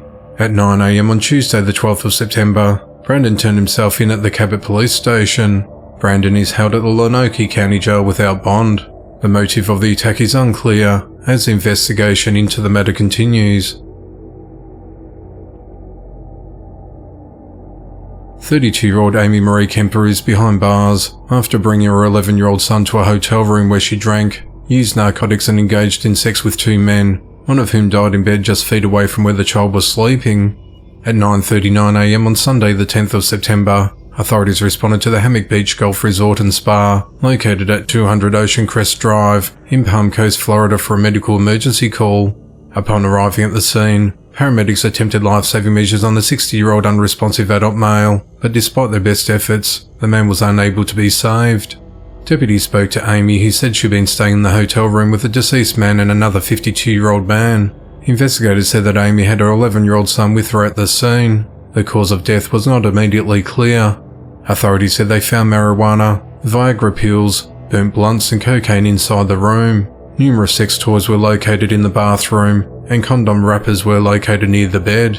In an interview with detectives, Amy said she met up with 5 men at a bar the previous night, where they stayed until about 2 a.m, before picking her son up from his grandmother's house and going back to the hotel room. They all drank, smoked, and did cocaine until 3 of the men left, so that she and the 2 remaining men could have group sex in the room. Amy said that before engaging in the threesome, they attempted to put the couch her son was sleeping on into a closet and covered up the door with a sheet so he wouldn't hear or see the sexual activities occurring. Sometime after their sexual activities ceased, Amy said she heard what sounded like the 60-year-old man having a medical episode, but the noises soon stopped and they decided he was sleeping. Amy and the 52-year-old man then left the room at around 5 a.m. and were gone for hours, leaving her son behind. When they returned at around 9:25 a.m, they found the 60-year-old man unresponsive and cold in bed, which is when they called 911. Flagler County Sheriff Rick Staley said that Amy thought it would be okay to bring a child to the resort in the middle of the night so she could engage in narcotic use and sexual activities, and leaving her son in the room with the deceased man for several hours until she came back. Department of Children and Families responded to the scene and took the 11-year-old child into custody. It's unclear where the child's father is. Amy was arrested and charged with 1 count of child neglect without great bodily harm. She's held at the Flagler County Jail on a $15,000 bond, with the condition that she has no contact with her son. The investigation into the matter continues. 24-year-old Tagi Alexandra is behind bars for abandoning her 3-year-old daughter. At around 2:50 a.m. on Tuesday the 12th of September, a passerby found a young girl sitting in an unattended stroller in front of a Bank of America along the 100 block of North Larchmont Boulevard and Larchmont Village neighborhood of Los Angeles, California, and alerted the authorities. When officers arrived, they were unable to locate the child's parents but discovered Tagi's ID stuffed inside the stroller. The child was taken to hospital for evaluation and was considered to be in good health. The child was reunited with her father, but Tagi remained missing. On Wednesday the 13th of September, officers located Tagi at a workplace and she was arrested. She's charged with felony child endangerment and is held on a $105,000 bond. Police are searching for 2 suspects in connection to the fatal shooting of a man in an apparent gang-related attack. At 2:50 a.m. on Sunday the 10th of September, authorities responded to a mobile gas station at 1465 South Main Street in Santa Ana, California on reports of shots fired. When officers arrived, they located an unresponsive man in a vehicle with a gunshot wound to his upper torso. The victim, who was identified as 31-year-old Angel Fragoso, was pronounced dead at the scene. A woman who was with Angel told investigators that they drove to the gas station, and when they got out to switch places, a gunman and another suspect approached them and asked them what gang they were from. Angel was then shot in the upper torso. No arrests have been made to date, and police continue to search for the suspects as the investigation into the matter continues. 22-year-old Darian Helman-Toller is behind bars in connection to the death of a 12-day-old infant son. At just before 9 a.m. on Tuesday the 12th of September, authorities responded to an apartment in the 200 block of Chess Street in Monongahela, Pennsylvania after Darian called 911 to report that a child wasn't breathing. A 911 dispatcher center relayed that the caller was not communicating with dispatchers and was refusing to perform CPR on the child. When authorities arrived, the baby boy was found unresponsive with blood coming from his nose and injuries to his face and neck. He also had a cut on his forehead, which Darian claimed to be from his long fingernails. Blood was seen on Darian's shirt, while investigators came across a bloody paper towel in the bathroom. They also found 2 alcoholic drinks on 2 separate tables on the front porch of the apartment. When asked if she drank both of them or if another person lived there, she said she lives alone. Darian said that she'd been sleeping in bed with her son and woke up at around 4 a.m. to feed him before going back to bed. Darian was said to have been hysterical while speaking to officers and stayed inside the apartment while medics tended to the child. While talking to police, she indicated that if her baby was dead, then she wanted to go to jail, otherwise she would kill herself. The baby was transported to a local hospital, where he was pronounced dead. Doctors reported seeing blue-greyish colouring on the front of the neck and around the mouth of the child. During an interview, Darian told investigators that she may have rolled over and onto the baby while she slept. Darian was arrested the same day and charged with criminal homicide, aggravated assault, child endangerment and reckless endangerment. She's held at the Washington County Jail without bond. A preliminary hearing is scheduled for the 20th of September. The investigation into the matter continues. 49-year-old Abra McDonald is behind bars for leaving her 67-year-old mother Karen McDonald on the floor for several weeks and refusing to call for help when she fell. On the 8th of September, Abra was indicted for knowingly abusing or neglecting an adult in connection with her mother's fall and subsequent death in June. On the 27th of June, authorities responded to Karen's home in Somerset, Kentucky, and transported her to hospital after learning she had been in the same spot on the floor where she had fallen several weeks prior. Karen died the next day due to physical trauma she sustained. Investigators learned that Karen lived with her daughter Abra, and that Abra made no attempts for several weeks to contact someone to assist her mother in getting up from the floor, despite having a cellular phone service and neighbours nearby. The house also didn't have any running water. Authorities said that sepsis and other causes of neglect led to Karen's death. Lieutenant Matt Bryant of the Pulaski County Sheriff's Office said she did supply with some foods, things like that, but living on the floor was the most detrimental to her health. Abra is held at the Pulaski County Jail on a $250,000 bond. The investigation into the matter continues. On Thursday, the 7th of September 2023, 18-year-old Mason Sisk was sentenced to life in prison without parole for killing his entire family in 2019. On the 27th of April 2023, Mason was convicted of multiple counts of capital murder for the shooting deaths of his father, 38-year-old John Sisk, his stepmother, 35-year-old Mary Sisk, and his younger sibling, 6-year-old Grayson, 4-year-old Aurora, and 6-month-old Colson. At around 11 p.m. on the 2nd of September 2019, authorities were called to the residence along the 25,000 block of Ridge Road in Elkmont, Alabama, and spoke with Mason in the driveway. He said he'd been in the basement playing video games when he heard gunshots from the main level of the home upstairs. He told deputies he ran upstairs and heard footsteps, then went out the door to see a vehicle pulling away. Inside the residence, deputies found each victim had been shot in the head while laying in bed. Mary, Aurora and Colson were found dead on scene. John and Grayson were taken to hospital, where they later succumbed to their injuries. While deputies continued talking to Mason, deputies noticed discrepancies in Mason's statements, so they took him to the station where he confessed to killing his family. Mason showed deputies where he threw the handgun after the shooting, which was found on the side of the road near the residence. Authorities said that the firearm was in the home illegally. Authorities added that the family had returned home from a holiday weekend trip to the beach, and Mason stole a gun from the family's host. Mason avoided the death penalty as he was only 14 years old when he committed the murders, but will instead remain behind bars for the rest of his life. Two Coleman County Sheriff Office employees are dead from an apparent murder-suicide. At around 2:45 a.m. on Thursday the 7th of September, authorities responded to the Seaside Beach and Racquet Club at 24522 Perdido Beach Boulevard in Orange Beach, Florida, after receiving a 911 call about a shooting in the common area of the condo. When officers arrived on scene, they located a deceased man and a woman lying in a pool of blood. Investigators said that 28-year-old Deputy Kenneth Booth Jr. fatally shot his dispatcher girlfriend, 23-year-old Lexi White, when an argument escalated. He then turned the gun on himself. Sheriff Matt Gentry said our hearts go out to the families of all those involved. Lexi has been part of the sheriff office since she was 16. I'm literally heartbroken. I feel like Lexi is one of my own kids, he said. On Monday the 4th of September, 32-year-old Troy McAfee was arrested for keeping his 7-month-old baby girl in the same hotel room as her dead mother's body and not reporting her death. Police said they found his girlfriend, 34-year-old Jerry Mays, unresponsive on the bed when they conducted a welfare check on her on the 2nd of August at room 153 at Days Inn and Suites on Lebanon Road in Sharonville, Ohio. When officers first arrived, they said Troy looked surprised to see them. They asked to speak with Jerry, and Troy told them that's what we just called for.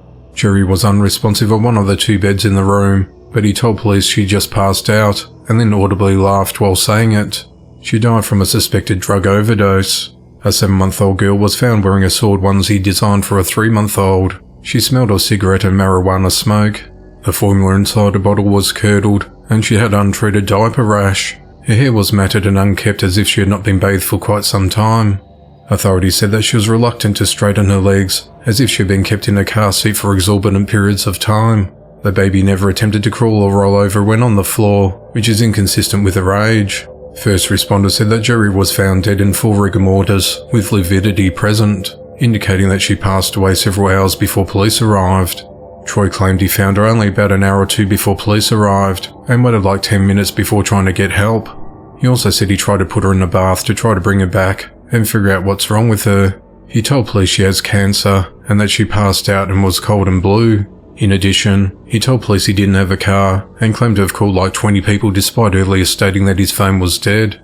Police determined that Troy gave evasive and inconsistent statements. He also never explicitly stated that he called the police or ambulance. Police said that an anonymous caller wanted them to check on the infant. Officers said Troy was a suspected drug dealer and had been selling drugs, specifically crack cocaine, to a woman and a man who were in the hotel room and spent the night with him, Jerry and their daughter. They said that all parties had smoked crack cocaine last night, except for Troy, who smoked marijuana with a child present. The couple privately admitted to police that they arrived at the hotel the night before and smoked crack, and so did Jerry. They said Jerry had been awake at 5 a.m, and the man heard Jerry and Troy arguing, and Jerry complained of her chest hurting. She refused an ambulance when she was asked if she needed one. The couple said that Troy woke them up about 15 minutes before police arrived. They said they didn't know that she was dead, but knew something was wrong because of the way that Troy was acting. The couple said that the welfare check may have come from someone in a nearby room because they were talking very loudly. The baby was checked out by paramedics, taken to the police department and eventually released into custody of child caseworkers at the Hamilton County Department of Job and Family Services. Police determined that the man and the woman in the room with Troy were wanted on warrants related to court orders or judgments.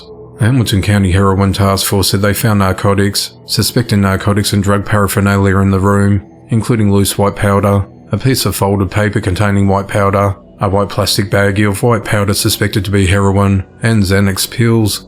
Troy is charged with child endangering and failure to report a death. He was booked into the Hamilton County Jail at 1:10 p.m. on Monday the 4th of September, with bail set at $26,000. The investigation into the matter continues. A 70-year-old man is behind bars after fatally shooting his wife in front of their young daughter. The incident occurred at 12:42 a.m. on Sunday the 10th of September, inside a mobile home at Royal Duke Park at Northwest 30th Avenue in Miami, Florida. Investigators said that Alberto Molinet was having a heated argument with his wife when he pulled a firearm from an open safe in their living room and attempted to shoot her. He pointed the gun at his wife and pulled the trigger, but at that moment it was unloaded. His wife became scared and she hid in the bathroom while Alberto loaded the gun. Alberto then fired a single shot through the bathroom door and then entered while his wife tried to push him away to try to prevent him from firing more shots. He then bit her and fired a second shot into her body, causing her to fall to the ground. The couple's daughter, who's a minor, witnessed the entire incident and called 911 to report the shooting. First responders arrived at the home and pronounced the victim dead at the scene. Her identity has not been released. Alberto was arrested that same morning and charged with second-degree murder. He sat at the Turner Guilford Night Correctional Centre without bond. The investigation into the matter continues. A man and 2 women are behind bars after children were beaten, starved and living in deplorable conditions. 35-year-old Leonard Satterfield, 37-year-old Tonya Satterfield, and 29-year-old Kristen Walker have each been charged with 4 counts of creating risk of injury by a parent, guardian or custodian. On the 31st of August, Child Protective Services and deputies went to their home at 951 Bunner Ridge Road in Fairmont, West Virginia, to remove children as part of an ongoing investigation. Investigators said that the entire residence had garbage, dog feces, and clothing all over the floor, and used toilet paper that was stacked up in the bathroom. An infant, 6-year-old, 8-year-old and a 9-year-old were removed from the home and were covered from head to toe with dirt, and that there was dirt matted between their toes, toenails, hands, neck and face. There was no food in the house, and the children seldom received baths or food. One of the children kept Pop-Tart crumbs from school in his pocket. After eating some of the crumbs, he'll put the rest in his pocket and eat later. Leonard was also charged with 3 counts of child abuse creating risk of injury.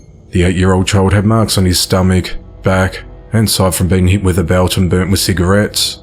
The 9-year-old told investigators that Leonard would punish him by having him stand against the wall on his tippy toes with nails under his heels, or filling up the bathtub with cold water and ice and making him sit in it. The child showed deputies a scar on his foot and said it's from the nails. The 6-year-old told deputies that Leonard starves us, and that makes him feel sad, and that he gets whipped with switches, belts and hands on his butt and head.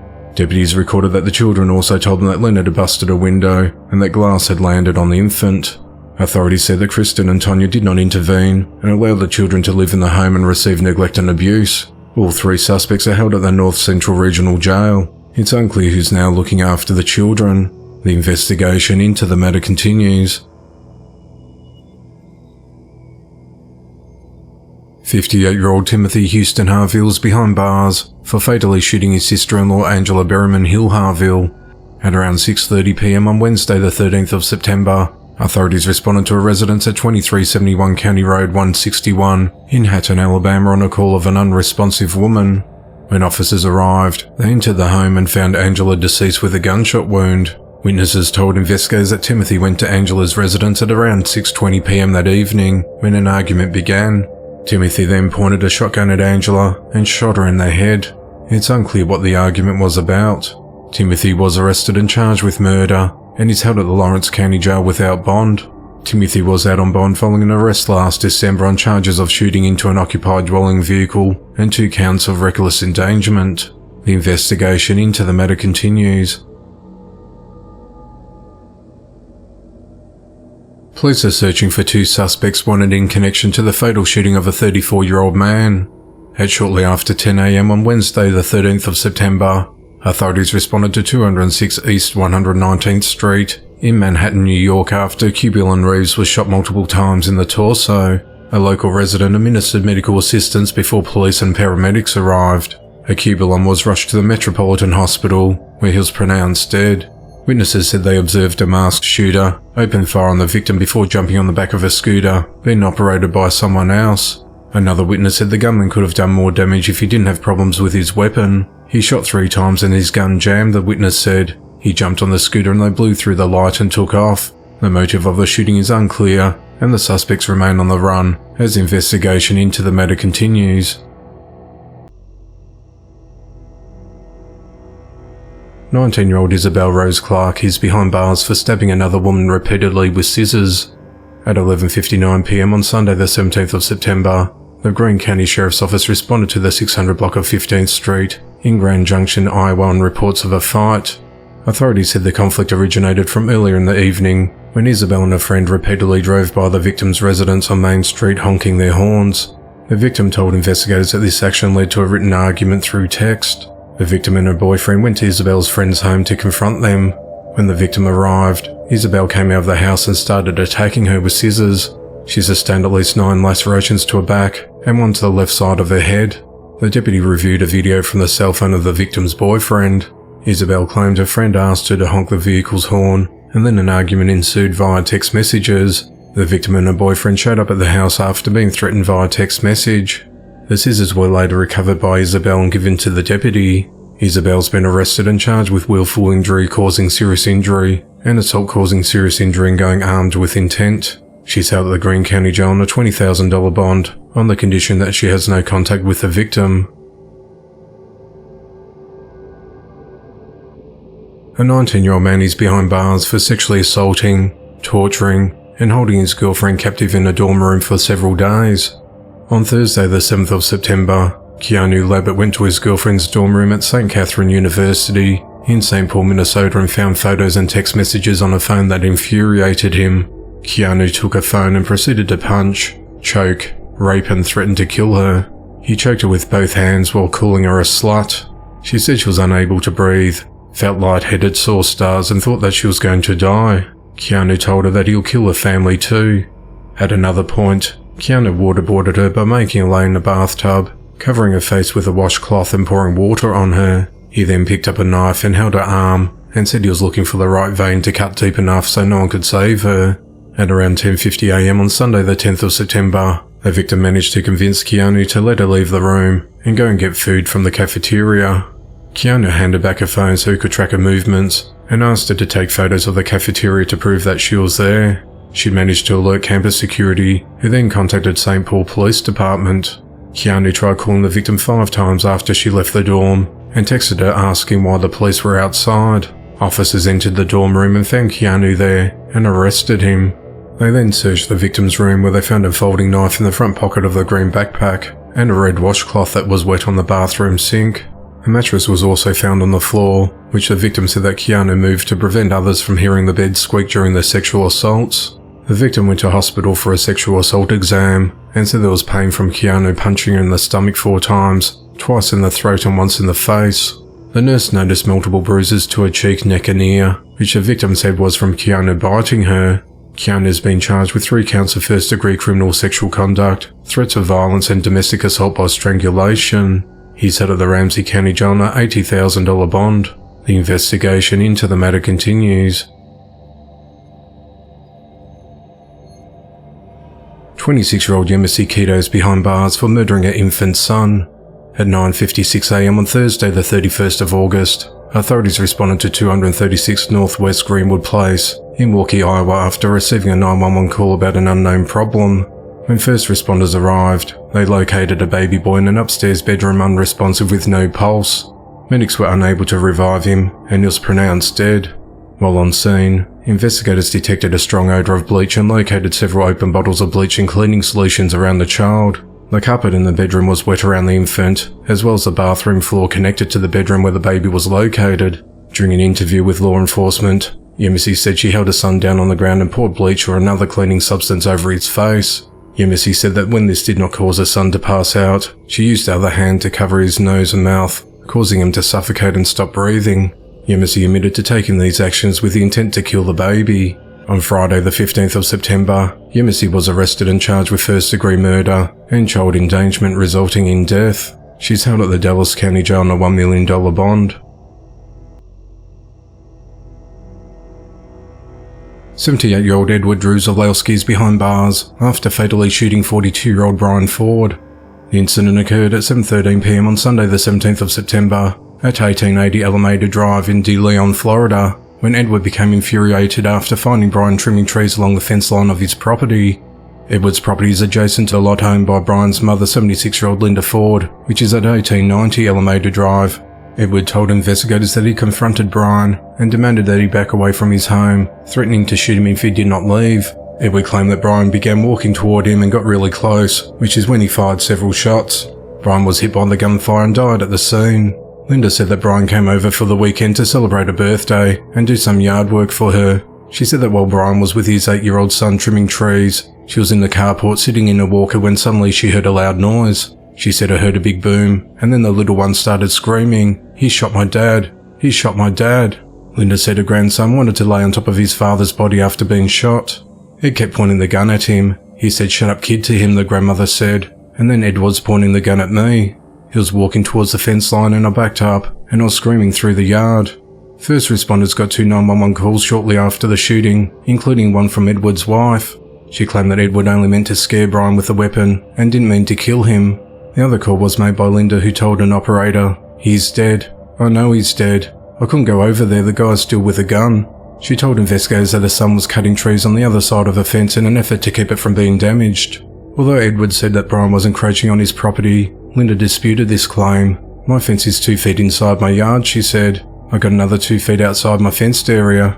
Edward was arrested that night and charged with second-degree murder. He's held at the Volusia County Jail without bond. The investigation into the matter continues.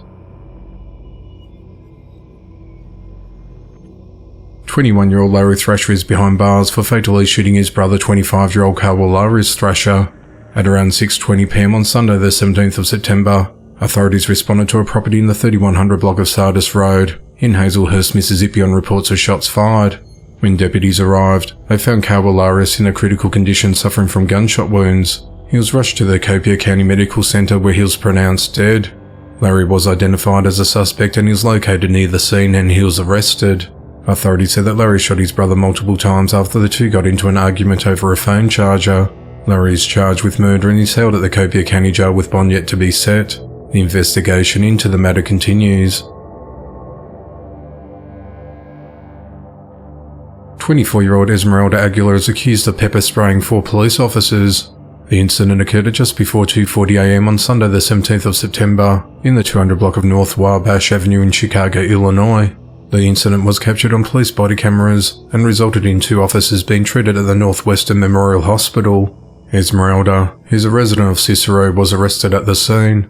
It's unclear what events led up to the pepper spraying. Esmeralda is charged with 4 felony counts of aggravated battery of a peace officer. She has since been released from jail. The investigation into the matter continues. 32-year-old Justin Wiley of Fort Wayne, Indiana is facing charges after being shot by a 2-year-old. On the 9th of September, police found Justin suffering from a gunshot wound in the middle of his upper back. Justin told investigators that he put the handgun on the bed and the 2-year-old grabbed it and pulled the trigger. Justin was shot in the home of a woman who has an active protection order against him. The woman told police she heard a gunshot, followed by Justin yelling, "He shot me." She told police that Justin said he just put the gun behind him and didn't think the child would go behind him. The child had injuries to his gunpowder-marked right pointer finger, including swelling and blistering. He repeatedly yelled "Owie" while looking at his finger.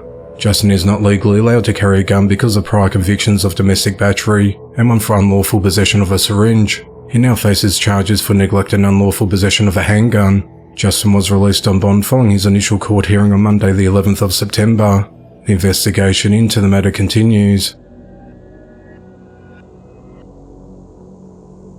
43-year-old David Smith is behind bars after shooting his ex-girlfriend's 38-year-old brother. At shortly after 2:30 a.m. on Sunday the 17th of September, authorities responded to a home at 5718 Taggart Drive in Hickson, Tennessee in reports of an aggravated assault. When first responders arrived, they found Trevor Bennett lying in the driveway and not moving with a gunshot wound to his head. Medics rushed him to the hospital in a critical condition. Investigators found a samurai sword and a sheath outside near the front door of the house. The victim's sister told investigators that David showed up at her home uninvited earlier that morning and appeared drunk. She was nervous and told police that David had physically assaulted her in the past. She said what started as an argument escalated when David exited the home and returned with a samurai sword. David became aggressive and accused her of cheating on him and sleeping with other men. He then grabbed her by the throat and told her if she's not going to be with him, then she's not going to be with anyone. Fearing for her life, she began to scream for help. Trevor heard her sister's screams and rushed upstairs from the home's basement holding a handgun. Trevor told David he would shoot him if he didn't let go of his sister. The two began arguing when David and his ex-girlfriend's young son went into the room to see what was happening. David then threw his ex-girlfriend to the floor.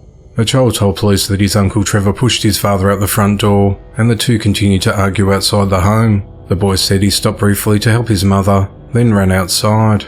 The child said that when he got outside, he saw his father on his back shoot his uncle in the head who was standing over him. The boy said he was unsure how his father got a hold of Trevor's gun. David fled the scene but was arrested the next day. Trevor underwent brain surgery and doctors said his recovery could take up to a year. David's been charged with 1 count of first-degree attempted murder, 2 counts of aggravated assault, and 1 count of aggravated burglary. He's held at the Hamilton County Jail with bail set at $150,000. The investigation into the matter continues. 70-year-old Thomas Ribby is behind bars after fatally shooting his 16-year-old grandson Royce Osborne. At around 11:30 p.m. on Sunday the 17th of September, authorities responded to an apartment building in the 400 block of North Price Lane in Clinton, Missouri and reports of shots fired. When first responders arrived, they found Royce lying face down unresponsive on the sidewalk in a pool of blood with a gunshot wound to his chest. Medics transported him to the Golden Valley Memorial Hospital, where he was declared dead. As police arrived, they found Thomas outside, but he refused orders of officers and instead walked back into the apartment and locked the door.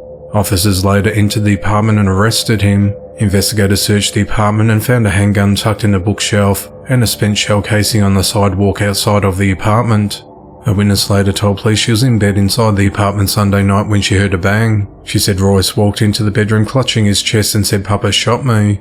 Police reviewed the 911 call from the incident. When a witness asked who shot him, the teenager can be heard in the background saying "Grandpa" accidentally on the call. Another witness told police she poured Thomas some whiskey early in the evening before the shooting happened.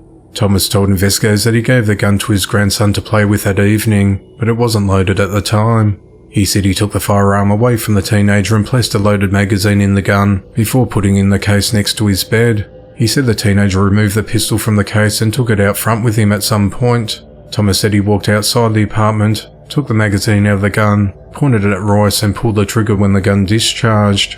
Thomas said he didn't think the gun was loaded when he pulled the trigger. Thomas is charged with first-degree endangering the welfare of a child resulting in death and resisting arrest. He's held at the Henry County Jail on a $100,000 bond. Police are investigating after 80-year-old Marcelino Valeria was shot by a masked gunman riding a bike. The incident was caught on camera at 1:09 a.m. on Sunday the 17th of September, after Marcelino and his wife had just been dropped off at the front of their home at 1209 Ogden Avenue in the Bronx, New York after attending a Sweet 16 celebration. The suspect, dressed in black from head to toe and a ski mask covering his face, is seen riding up next to Marcelino on the sidewalk and shooting him twice, including point blank in the head. Moments earlier, the shooter had been riding past the building in the other direction, apparently waiting for Marcelino to arrive before circling back again after the car pulled up. After shooting Marcelino, the offender fled on his bike and remains at large. Police have not identified the suspect or motive in the killing as the investigation into the matter continues. 66-year-old Charles Richard Soden of West Monroe, Louisiana, is accused of molesting his 9-year-old child. On the 26th of August, the Washita Parish Sheriff's Office received a complaint of a sex offence that occurred within the Washita Parish area, where a 9-year-old victim was allegedly sexually abused by the child's father. Deputies learnt that Charles allegedly placed his genital area on the child and sexually assaulted the victim. Deputies also learnt that the most recent assault occurred on the 24th or the 25th of August. On the 28th of August, the child was interviewed and confirmed being sexually assaulted by Charles. The victim said the sexual assaults occurred at the residence so much that the child wanted to run away from home. On the 15th of September, Charles was arrested and charged with aggravated crime against nature. Bond details have not been released. A mother and great-grandmother of 3 children are behind bars after almost starving 3 young children they lived with to death. 26-year-old Hannah Johnson was charged with 6 counts of endangering children and 3 counts of kidnapping, while Hannah's grandmother, 72-year-old Diana Johnson, faces 3 counts of endangering children. Earlier this month, authorities responded to a residence at 659 Halsey Avenue in the Seddonsville neighborhood of Cincinnati, Ohio, after someone called to report a foul odor coming from the house. When police arrived, they were told it was just a dead raccoon under the porch. Officers did not see the children and left. Hannah then drove her emaciated kids aged 7, 6 and 4 years old to her mother's house in Tennessee. Once they got to Tennessee, Hannah's mother saw the condition of the children and immediately took them to hospital for treatment. Authorities said that the children were severely malnourished and will require months of hospitalization. The kids were described as having near-fatal injuries due to starvation, with all 3 of them weighing less than 30 pounds. On the 14th of September, Hannah was booked into the Hamilton County Jail, while Diana was booked in the next day. Hannah's bond was set at $25,000, while Diana's been set at $3,000. The investigation into the matter continues. 24-year-old Mackenzie Cook has been arrested twice within a week for molesting a 14-year-old boy. On the 8th of September, investigators first uncovered the abuse when the victim's family reported him missing. Authorities also learnt that the boy had been telling some of the children he went to school with that he'd been staying at Mackenzie's house at 170 Tumbling Creek Road in Rooteville, Georgia, and showed them videos and photographs of the 2 of them. When deputies went to Mackenzie's house, they knocked on the door multiple times but no one answered. Eventually, officials were able to get a contact number for Mackenzie, and within 10 minutes of getting a number, the 14-year-old returned back to his home. Mackenzie initially denied having the teen at her home, but later confessed to investigators that the teen was there, and also been there on the night of the 5th of September. After investigators searched Mackenzie's phone, they found inappropriate images. Mackenzie then said, "Oh my gosh, this will never happen again." She was arrested and charged with child molestation and enticing a child for indecent purposes, but quickly bonded out of jail. Days later, on the 14th of September, the boy was reported missing again. Deputies went straight to Mackenzie's home, and while one deputy was knocking on the door, another deputy looked through the window and saw Mackenzie on the floor under a blanket. Mackenzie was then ordered to open the door. When she opened the door, she was nude and wrapped in a blanket. Deputies asked Mackenzie where the boy was, and she told them that she did not know. At the same time, the teen walked from the back room only wearing his underwear. Mackenzie and the teen were both taken to the Carroll County Sheriff's Office. In addition to charges of child molestation and enticing a child, she was also hit with an obstruction charge in connection to the 14th of September incident. Mackenzie was denied bond, and the boy was reunited with his family. 32-year-old Lindsay Reho is behind bars after a 1-year-old daughter died from fentanyl toxicity earlier this year. On the 10th of June, authorities responded to an apartment at 386 Hancock Street in North Franklin, Pennsylvania, and reports of an unresponsive infant. The child was taken to hospital, but was pronounced dead on arrival. Medics told police that they were attempting life-saving measures when they heard Lindsay saying, "Do you think she got into something?" then asking about Narcan. Investigators said that Lindsay admitted to using heroin and fentanyl almost daily, and said that on the morning of her daughter's death, she left the house to go to a methadone clinic. Before leaving, she told police that she had some old drug paraphernalia in the apartment that she threw into the garbage can in the kitchen. She said that when she got home, she was in contact with the baby while cooking breakfast and washing dishes. A short time later, the girl was placed into a pack and play, where she was found unresponsive. Police said that the girl's toxicology report shows that she had fentanyl in her system, and the cause of death was fentanyl toxicity. On Tuesday the 19th of September, Lindsay was arraigned on charges of criminal homicide, endangering the welfare of children and reckless endangerment. Lindsay's held at the Washington County Jail without bond. 32-year-old Richard Daniel Neal is behind bars for reportedly molesting a 5-year-old girl. On the 15th of June, Henry County Sheriff's deputies were called to a home in Newcastle, Indiana, in regards to a sex offence that happened there. The victim said that Richard revealed his genitals and asked, "Why don't you like it? And I thought you wanted another turn on Candyland." Police noted Richard has Asperger's and was born with frontal lobe damage. However, family members confirmed the man is high functioning and still knows right from wrong. While questioned, Richard denied doing anything inappropriate with the victim. Richard did not give police a statement as to what happened that day and got an attorney. Police then filed a report with Department of Child Services. DCS workers interviewed the girl, who originally explained that Richard had only touched her inappropriately once and stopped after she told him to.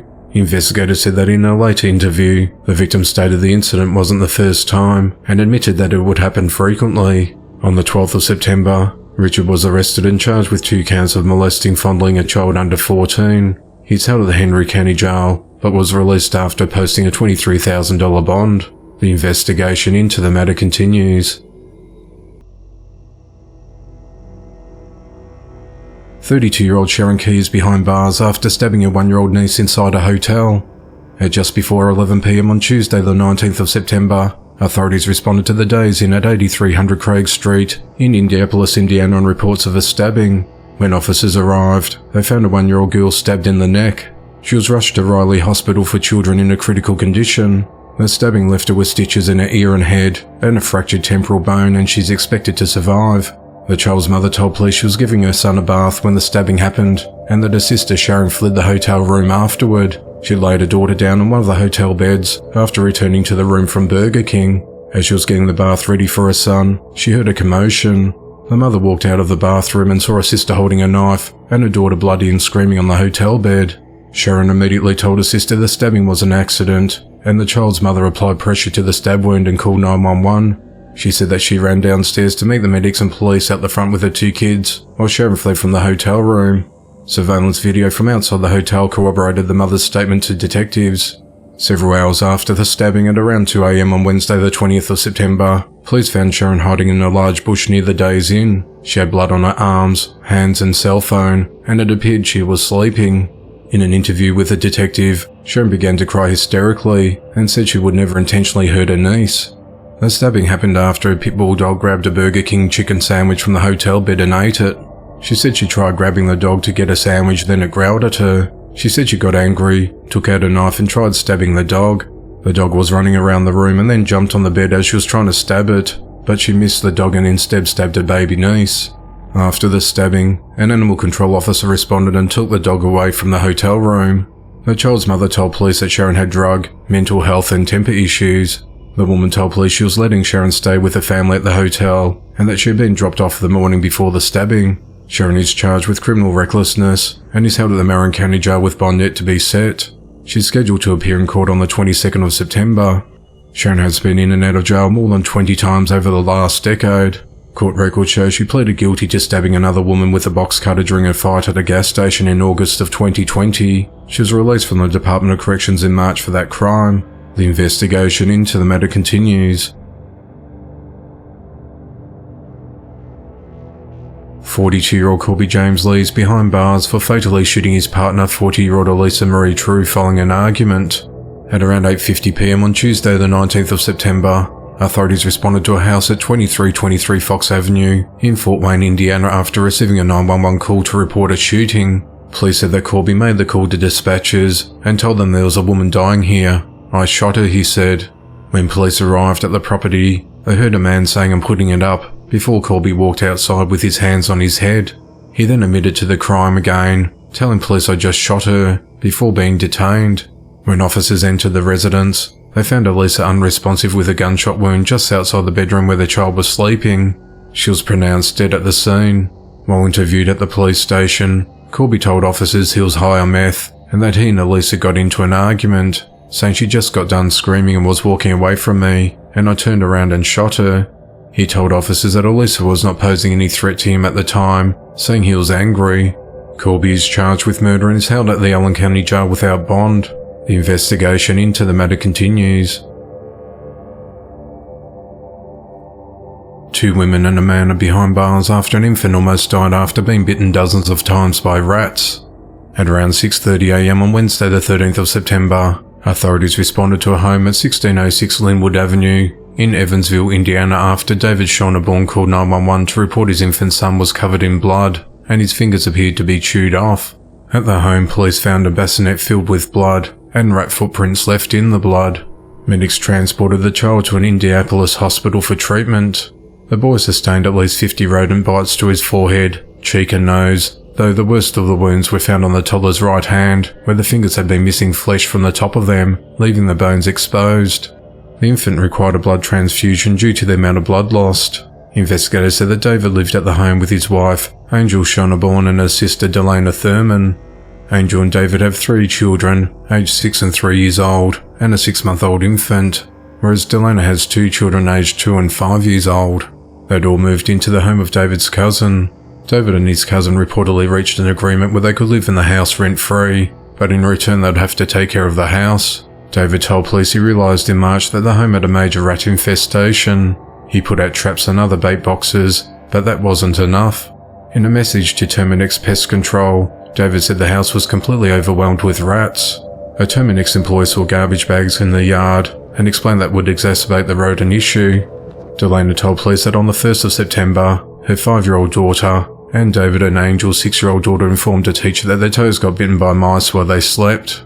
Delana said that Department of Child Services went to the home on the 5th of September, and she said that the marks on the kids' toes were probably just scratches from the bed frame. DCS went over a safety plan with the family and said they would return on the 14th of September. The family has past dealings with the DCS, including a claim from 2022 that a child was hurt because of lack of supervision. Additionally, there was also a claim that David had physically abused one of the children in June of 2023. Separately, a behavioural health service called Maglinga Home-Based Services worked with the family twice a week since the 15th of April. The case manager assigned noticed the home had trash all over the place, animal feces on the ground, dirty dishes in the sink and foul odours emitting from the kitchen. Over time, however, the situation began slowly improving. The case manager went to the home 4 days before the child went to hospital. On the 14th of September, Angel was charged with 6 counts of neglect of a dependent, David with 3 counts of neglect of a dependent, and Delana with 2 counts of neglect of a dependent. All 3 were booked into the Vanderburgh County Jail. David and Angel are being held on $10,000 bonds, while Delana's bonds been set at $2,500. The 5 children were removed from the home and placed into the care of guardians. 62-year-old Christina Pasqualetto is behind bars for shooting her husband, 80-year-old John Pasqualetto. At just after midnight on Wednesday the 20th of September, authorities responded to a home in the 200 block of Thoroughbred Drive in Prescott, Arizona, reports of shots fired.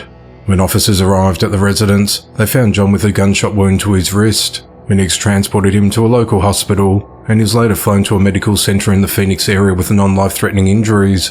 Authorities learned that Christina and John were getting a divorce and had been separated for months.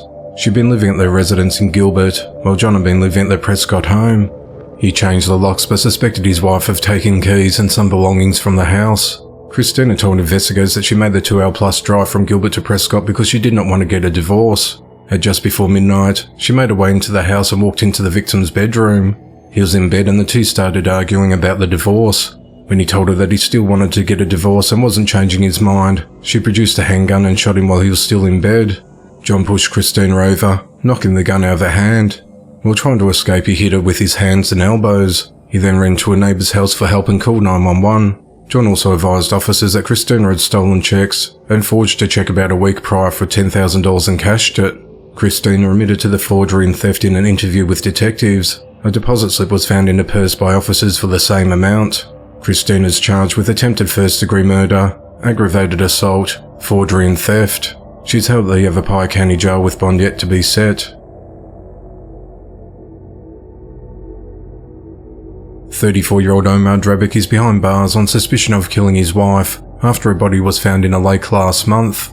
At around 2:30 p.m. on Tuesday the 29th of August, a boater on Jordan Lake in Apex, North Carolina contacted the Chatham County Sheriff's Office after noticing a body in the water near Farrington Point boat ramp. Deputies arrived at the scene and recovered the victim. Following an extensive investigation, the victim was identified as 34-year-old Hadil Hikmat through fingerprint analysis. Officials have not released the cause of death, but has said it was neither accidental nor self-inflicted.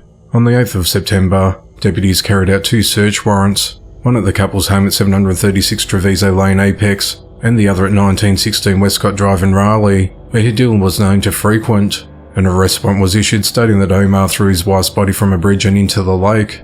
On Tuesday the 19th of September, Omar was taken into custody on charges of first-degree murder and concealment of an unnatural death. He's held at the Chatham County Jail without bond. Authorities have not released a motive. Hidil was born in Iraq, majored in chemical engineering, and moved to North Carolina last year following a marriage to Omar. Her brother Faraz Hikmat, who lives in Istanbul, said his sister was so ambitious and so dedicated. He alleged his sister and Omar argued because she kept in touch with her relatives overseas. Faraz said he contacted authorities and reported his sister missing when she stopped returning his text messages after the 28th of August. "We lost our sister. We want justice," he said. The investigation into the matter continues.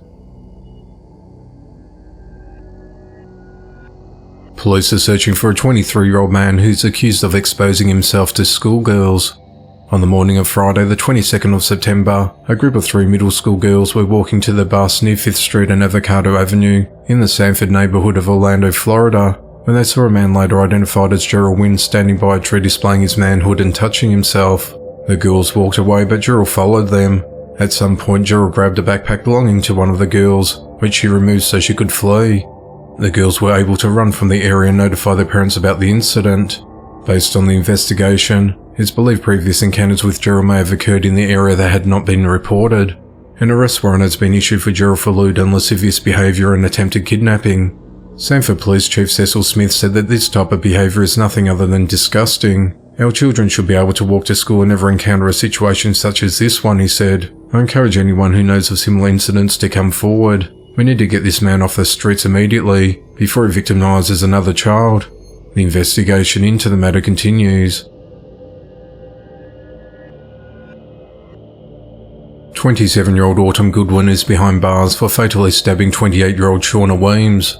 At 12:38 a.m. on Monday the 18th of September, authorities responded to an apartment complex in the 1000 block of South Gilbert Street in Hemet, California on reports of a disturbance. When first responders arrived, they found Shauna suffering from several stab wounds. She was rushed to a local hospital, where she was pronounced dead. Investigators said that Shauna confronted Autumn and a man who were outside doing drugs near a bedroom window where her 3 kids were sleeping. The women started shouting at each other when Autumn pulled out a knife and stabbed Shauna before taking off in an RV. On Friday the 22nd of September, Autumn was arrested after officers served a search warrant in the 600 block of Vista Del Monte, about 2 blocks away from where the stabbing occurred. She was charged with murder and is held at the Riverside County Jail with bail set at $1 million. The investigation into the matter continues. Authorities are investigating after 3 people were killed and another wounded in a shooting. The incident occurred at just after 10 p.m. at JTB Apartments at 8876 AC Skinner Parkway in Jacksonville, Florida. A group of 4 adults and a child went to the apartment complex to conduct a private sale of a dog. It's unclear if they were selling or buying the dog. Authorities said that a dispute ensued in the breezeway between the 2 apartment buildings, resulting in 4 of the 5 individuals being shot. Of those shot, 3 were killed, which included a 3-year-old girl who travelled there with them. Family members identified the child as Kaylee Marie Matthews. Police said that the 2 adults killed and the 1 wounded were all in their 20s. Their names have not been released and the condition of the wounded victim is unclear. Witnesses told police that 2 unknown men fled in a black sedan immediately after the shootings. Detectives have interviewed the 2 surviving victims as well as witnesses in an attempt to get more information about the circumstances of the shootings, including what the dispute was about. No arrests have been made to date, as the investigation into the matter continues. Police are investigating an apparent murder-suicide after a man fatally shot his pregnant girlfriend before turning the gun on himself. At 3:58 p.m. on Saturday the 23rd of September, authorities responded to the Cabello Crossing Apartments complex at 522 Hollow Creek Drive in Lexington, Kentucky on reports of a domestic disturbance.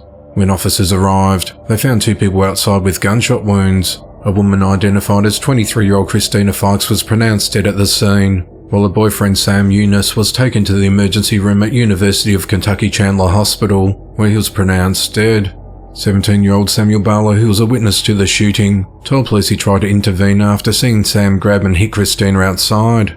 He said that she was screaming, "I'm sorry, babe," and he was like, "Why did you get caught cheating?" And she said, "I'm sorry," and he started yelling, Samuel added. When Samuel told Sam to stop, He refused, shouting at Samuel to back up before pulling out a gun and shooting at him and his uncle's friend. Samuel said he believes the bullet came close to hitting them but missed. As both men backed away, Christina tried to flee, but Sam caught her and threw her to the ground and shot her twice, and then suddenly shot himself.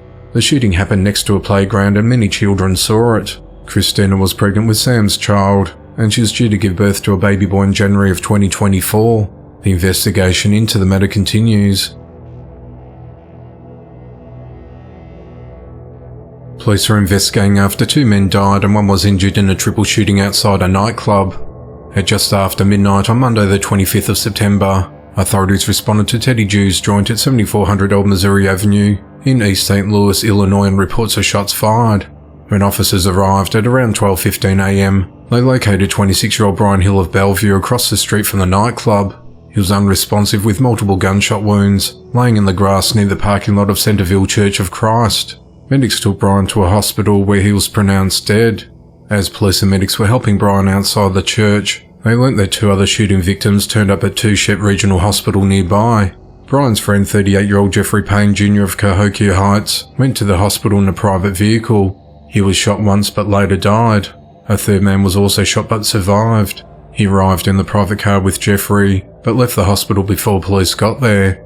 Police believe the injured man gave the hospital staff a phony name. Cahokia Heights Police Major Tony Tomlinson said the shooting appears to be connected to the nightclub. Jeffrey had been at the club before he was shot. He said that people gathered outside the club witnessed the shooting. The club, which featured Slow Jam Sunday, was still open when the men were shot. There were hundreds of people outside the club when this happened, he said. We got some calls earlier for minor disturbances, but nothing of this magnitude. Officers are working to pull surveillance video from the hospital, the club and the church. No arrests have been made to date, and the motive of the attack is unclear, as the investigation into the matter continues. Police are investigating after a 24-year-old man was fatally shot in a drive-by shooting. At around 10:35 a.m. on Sunday the 24th of September, authorities responded to the 5500 block of South Union Avenue in the back of the Yards neighborhood of Chicago, Illinois, and reports of shots fired. When officers arrived, they found an unresponsive man in the driver's seat of a vehicle with multiple gunshot wounds. He was pronounced dead at the scene. The victim was identified as Kendra Williams. The Cook County Medical Examiner's office said that Kendra was sitting in the parked car when 2 suspects in the grey vehicle approached him and opened fire, striking him multiple times in the body. No arrests have been made to date, and the motive of the attack is unclear, as the investigation into the matter continues. 33-year-old Brittany Medina is behind bars for drowning her 2 young children. At around 4 p.m. on Tuesday the 26th of September, Brittany walked into the Lawrence County Jail in Mitchell, Indiana, and admitted to drowning her kids. Authorities responded to Brittany's home at 1211 Westbrook Street in Mitchell, Indiana. After entering the residence, they went to the bathroom adjacent to the master bedroom and found 2 deceased children inside a bathtub, with their feet facing the shower end. The victims were identified as a 3-year-old boy named Jackson and a 1-year-old girl named Maddie. Brittany told investigators that she lived at the residence with her boyfriend Ryan and their 2 children. Police said she indicated that she ended up sending her daughter and son to heaven, causing her to drive to jail. Police said that Brittany admitted to taking half a gram of Xanax and a Suboxone strip the night before, on the evening of the 25th of September. She said that she also snorted 3 separate lines of cocaine. Brittany said the next morning started normally, with her boyfriend Ryan leaving for work and her making breakfast for the children as they watched cartoons. However, at 2:30 p.m, Brittany told officers she began hearing voices in her head, telling her that she needed to send her children to heaven today, or someone will come and kidnap them and put them in a dark hole. Brittany admitted that while the voices began threatening to torture her and her children, she went into the master bathroom and began filling the tub with water. Brittany said that at this time she knew that she was going to drown her children to send them to heaven. She indicated that she told her children she loved them and gave them kisses. Police said that Brittany then described submerging both her children underwater simultaneously by holding them around their necks. She said she held them down until Jackson no longer had a pulse and quit moving. I ended up drowning them, Brittany said during the interview. When asked by police if it was her intention to kill the children, Brittany said yes, indicating it was her intention to send them to heaven. Brittany told officers that after committing the murders, she went into a bedroom, put on dry clothes and drove to the Lawrence County Jail to confess to the crime. Brittany was arrested and charged with 2 counts of felony murder and 2 counts of felony neglect of a dependent causing a child's death. She's held at the Lawrence County Jail without bond. The investigation into the matter continues. A 19-year-old man is behind bars for fatally shooting his mother and her dog. At around 1:45 a.m. on Tuesday the 26th of September, Jonathan Payne Clybert placed a 911 call to report that he shot and killed his mother at their home along Sisters Road in Ponchatoula, Louisiana. He said he was at the local hospital wanting to turn himself in to authorities. Deputies responded to the hospital and located Jonathan in the parking lot, while other deputies responded to the residence where they found a woman dead at the scene. Authorities identified the victim as the suspect's mother, 46-year-old Ashley Clybert. Deputies said she was discovered in the master bedroom with a gunshot wound to the head. The family dog was also near the victim and had also been shot during the course of the attack. Jonathan told investigators that he woke up enraged, grabbed a shotgun and killed his mother and her dog in their sleep. Jonathan is charged with first-degree murder, armed robbery, cruelty to animals and aggravated crimes against nature. He remains held at the Tangipahoa Parish Jail. The investigation into the matter continues. 49-year-old Jose Gomez Santana is wanted by police for fatally shooting his estranged wife, 44-year-old Angel Gomez. At 3:09 p.m. on Monday the 25th of September, authorities went to the 5700 block of Peppermint Court in the Galloway neighbourhood of Columbus, Ohio and reports of shots fired. When officers arrived, they found Angel unresponsive lying in the driveway with gunshot wounds. Medics pronounced her dead at the scene at 3:21 p.m. Investigators said that Angel had moved away from the address after separating from Jose, but Jose convinced her to come back to the residence, promising to return some of her property. Authorities said that Jose hid in a parked car in the home's driveway. When Angel arrived, Jose shot her several times before running away. Authorities have charged Jose with murder and a warrant is issued for his arrest. Jose remains on the run as the investigation into the matter continues. 53-year-old Scott Gilliger is behind bars after attacking 2 women and a young boy. At 11:19 p.m. on the 25th of September, authorities responded to the 100 block of Crest Avenue in East Lampeter Township, Pennsylvania, on reports of a disturbance. When officers arrived, they tried to communicate with the people involved. Scott then fired 2 shots while standing about 30 feet away from the victims. No one was struck by the gunfire, and Scott retreated inside his home. Police established a perimeter around the residence and made contact with Scott over the telephone. He eventually came out at 12:53 a.m. and he was taken into custody, and a handgun was recovered at the scene. Investigators said that Scott had been drinking and became upset with a woman outside his home and started hitting her.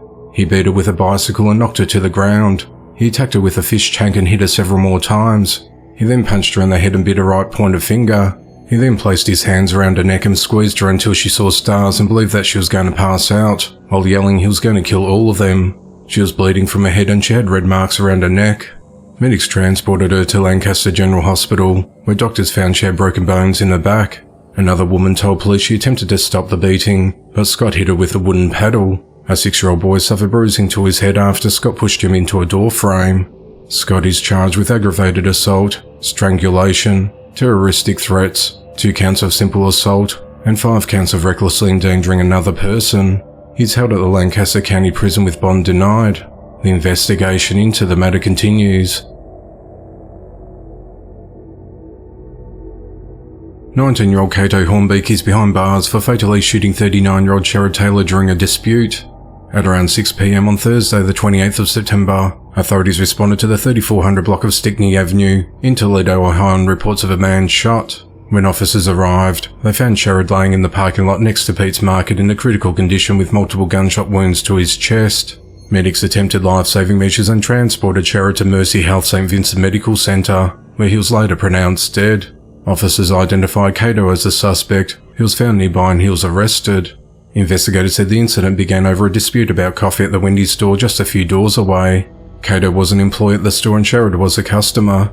As the dispute escalated, Cato pulled out a handgun and shot Sherrod multiple times. Sherrod then ran from Wendy's and collapsed outside Pete's Market. Cato is charged with murder and felonious assault and is held at the Lucas County Jail on a $1 million bond. The investigation into the matter continues. On Friday the 22nd of September, 32-year-old Jessica Lynn Weeks was hit with multiple charges months after the skeletal remains of a newborn were discovered at her home. On the 5th of June, the Bannock Sheriff's Department in Idaho was tipped off that a deceased infant was possibly going to be located in a piece of luggage near a doghouse in the back of Jessica's home at 3466 State Highway 40 in Downey, Idaho. The tipster's son, who's incarcerated, told investigators that Jessica was the baby's mother and that she didn't want to go to hospital to deliver the baby due to her drug use. The inmate said that another woman had helped Jessica deliver the baby at her home, and that a second inmate had witnessed the baby inside a suitcase after the birth. The second inmate, whose relationship to Jessica is unclear, confirmed that he was at the house in January and that he saw Jessica place a purple suitcase inside a doghouse. Several months later, he said an infant's leg flopped out onto his arm while he was cleaning around the suitcase. He said that the dead baby was wrapped in black plastic and that he never went back to the house.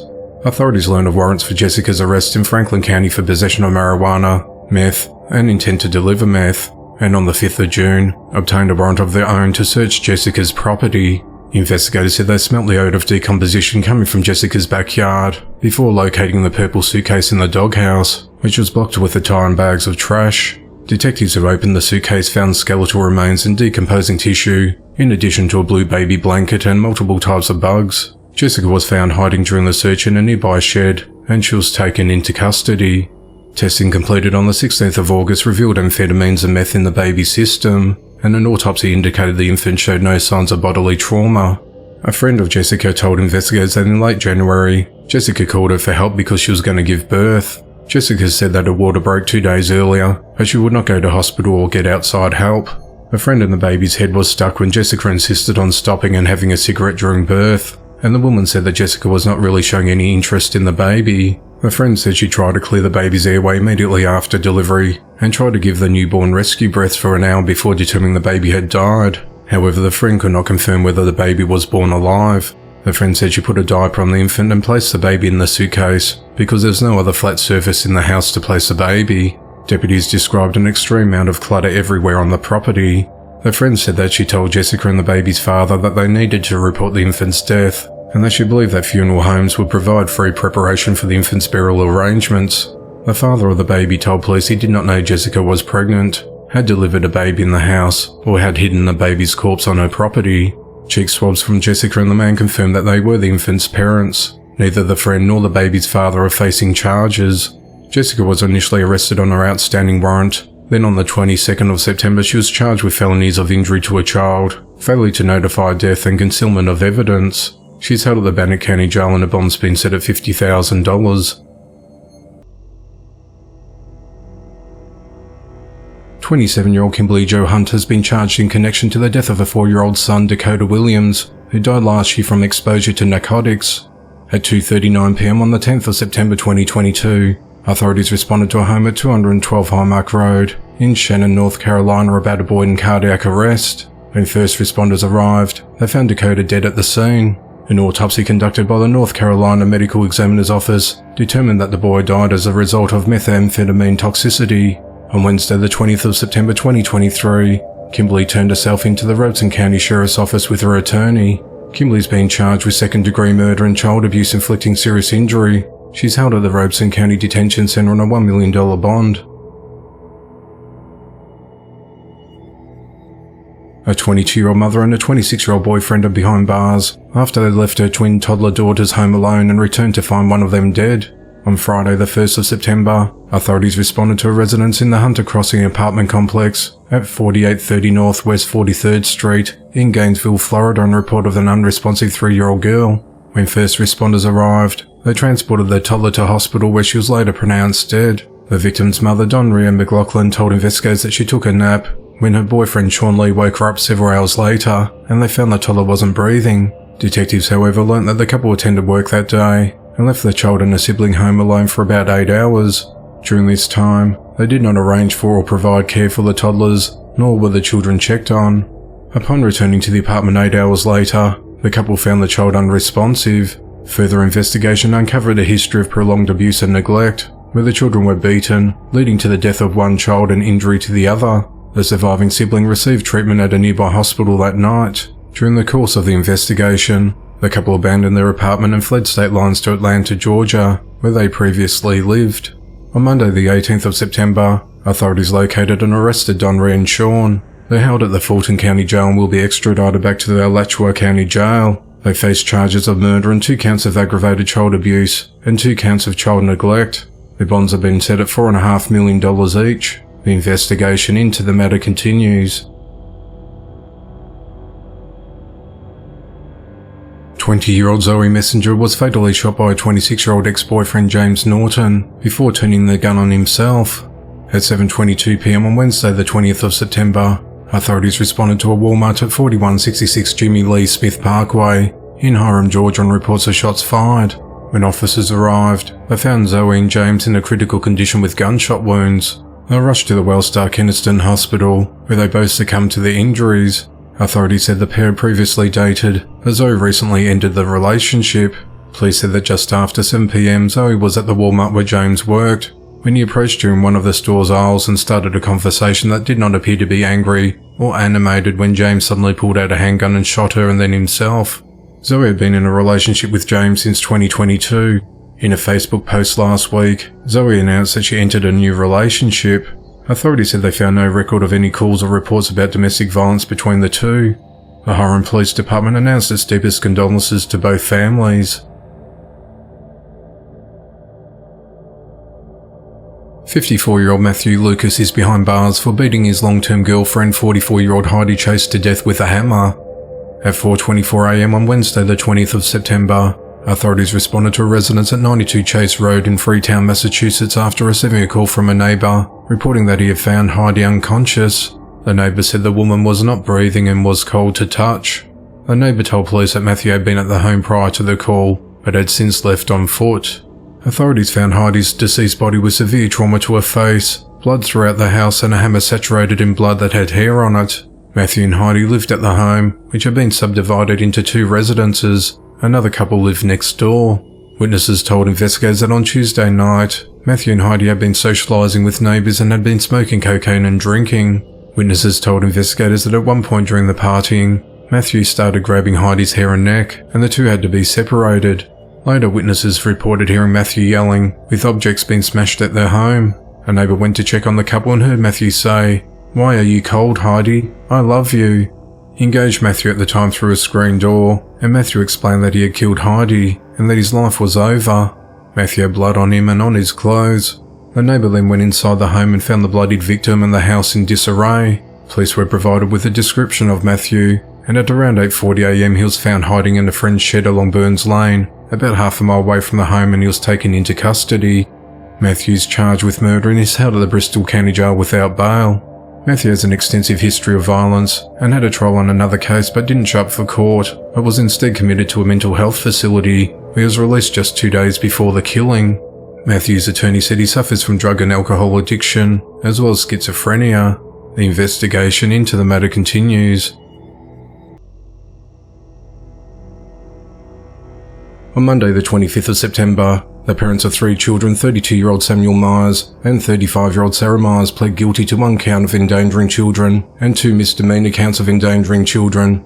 The charges stem from an investigation that began in August of 2022, after a concerned shopper contacted police after finding a 13-year-old boy covered in bruises and appeared to be starving outside the Target store in Niles, Ohio.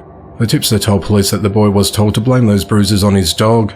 The boy told the tipster that his parents willingly allowed the dog to attack him as a form of punishment for acting out and stealing food. Police said the boy appeared to be malnourished and his bare feet were dirty. Further investigation led police to the boy's parents' home on North Raccoon Road in Austintown, Ohio. In addition to the 13-year-old boy, a 7-year-old boy and a 5-year-old girl lived at the residence. As officers entered the premises, they were met with a foul odour and a home in disarray with urine and faeces on the floor and a tent where the children slept. Locks and chains were on a door in a closet which Samuel told police had food. However, investigators found no food inside. Samuel and Sarah were arrested and the children were removed and placed into the care of a relative. Sentencing is scheduled for the 1st of November. On Thursday the 21st of September 2023, 42-year-old Anthony Nardini was found guilty of attempting to kill his 24-year-old son with a sledgehammer while he slept. He was convicted of attempted murder, aggravated mayhem and assault with a deadly weapon. The incident occurred on the evening of the 19th of March this year, after Anthony and his son recently reconnected after being estranged. They were staying with family at a home along Lilac Lane in the unincorporated Santa Susana Knolls area outside Simi Valley, California. The two had been in a physical altercation that had to be broken up by family members. Anthony left in his truck but later returned. When he came back inside, his son was sleeping on the couch. Anthony insisted that others in the home go to bed. Once alone with his son, Anthony used a sledgehammer he found on the property to bludgeon his son before fleeing out the back door. After hearing the force of the blows, family members rushed downstairs and found the victim suffering from severe trauma to his head and torso. Deputies who arrived at the home found a 10-pound, 3-foot-long bloody sledgehammer outside. Medics rushed the son to a local hospital, where he was placed in a medically induced coma for several days, but survived the attack. Anthony is due to be sentenced on the 1st of November and faces up to life in prison with the possibility of parole. He remains held at the Ventura County Jail without bail. A fight at a psychiatric hospital has resulted in the arrest of a patient after leaving his roommate permanently blind and disfigured after gouging his eyes out. At 4:45 p.m. on Friday the 22nd of September, authorities responded to a 911 call at South Florida State Hospital at 800 East Cypress Drive in Pembroke Pines, Florida, after two patients had been involved in a physical altercation. Officers were escorted by staff members to a secure room in the hospital and met with the suspect, 34-year-old Ronaldo Bemisiolo. Authorities said that Ronaldo and the victim are court-ordered patients at the facility. The two were roommates and began arguing about a towel on the door when the dispute turned violent. Ronaldo punched the victim in the face and then dragged him to the ground. Once on the ground, Ronaldo continued to punch the victim and rip both of his eyes out of his sockets with his bare hands. Another patient who was walking past the room during the altercation noticed the bloody scene and alerted hospital staff, who broke up the fight. The fight reportedly lasted for about 7 minutes, and authorities were not notified until about an hour later. Immediately after the attack, Ronaldo was seen sitting on a chair outside the room acting nonchalant. The victim was transported to a local hospital with severe injuries. Hospital staff later determined that his eyeballs, which were placed on ice after the attack, could not be reattached. Pembroke police took Ronaldo into their custody and charged him with aggravated battery. He's held at the Broward County Jail without bond. The investigation into the matter continues. Police are investigating after a 29-year-old man was killed and 2 others were injured in a drive-by shooting. At 11:01 p.m. on Friday the 22nd of September, authorities responded to 34 Westland Street in Hartford, Connecticut after receiving shot-spotter alerts of shots fired in the area. When officers arrived, they found 3 gunshot victims, one of whom was unresponsive in a vehicle. Police identified the unresponsive man as 29-year-old Denzel Bell. Medics transported Denzel to a local hospital, where he was pronounced dead. A woman in her 40s and a man in his 30s were also found suffering from gunshot wounds. They were taken to a local hospital with injuries that weren't life-threatening. Authorities believe they were struck by bullets fired from a passing vehicle and that they were not the intended targets. No arrests have been made to date, as the investigation into the matter continues. On Friday the 22nd of September 2023, 43-year-old Angela Brown was sentenced to 3 decades in prison in connection to the death of a 15-month-old daughter, Savannah Rose Brown, who overdosed on fentanyl in 2021. At around 3 p.m. on the 14th of October 2021, Savannah stopped breathing on the floor next to a bed while watching cartoons. Paramedics were called to the home in the 8300 block of Newfield Drive in Fort Wayne, Indiana, where they found the child unresponsive. She was transported to hospital, where she was pronounced dead an hour later.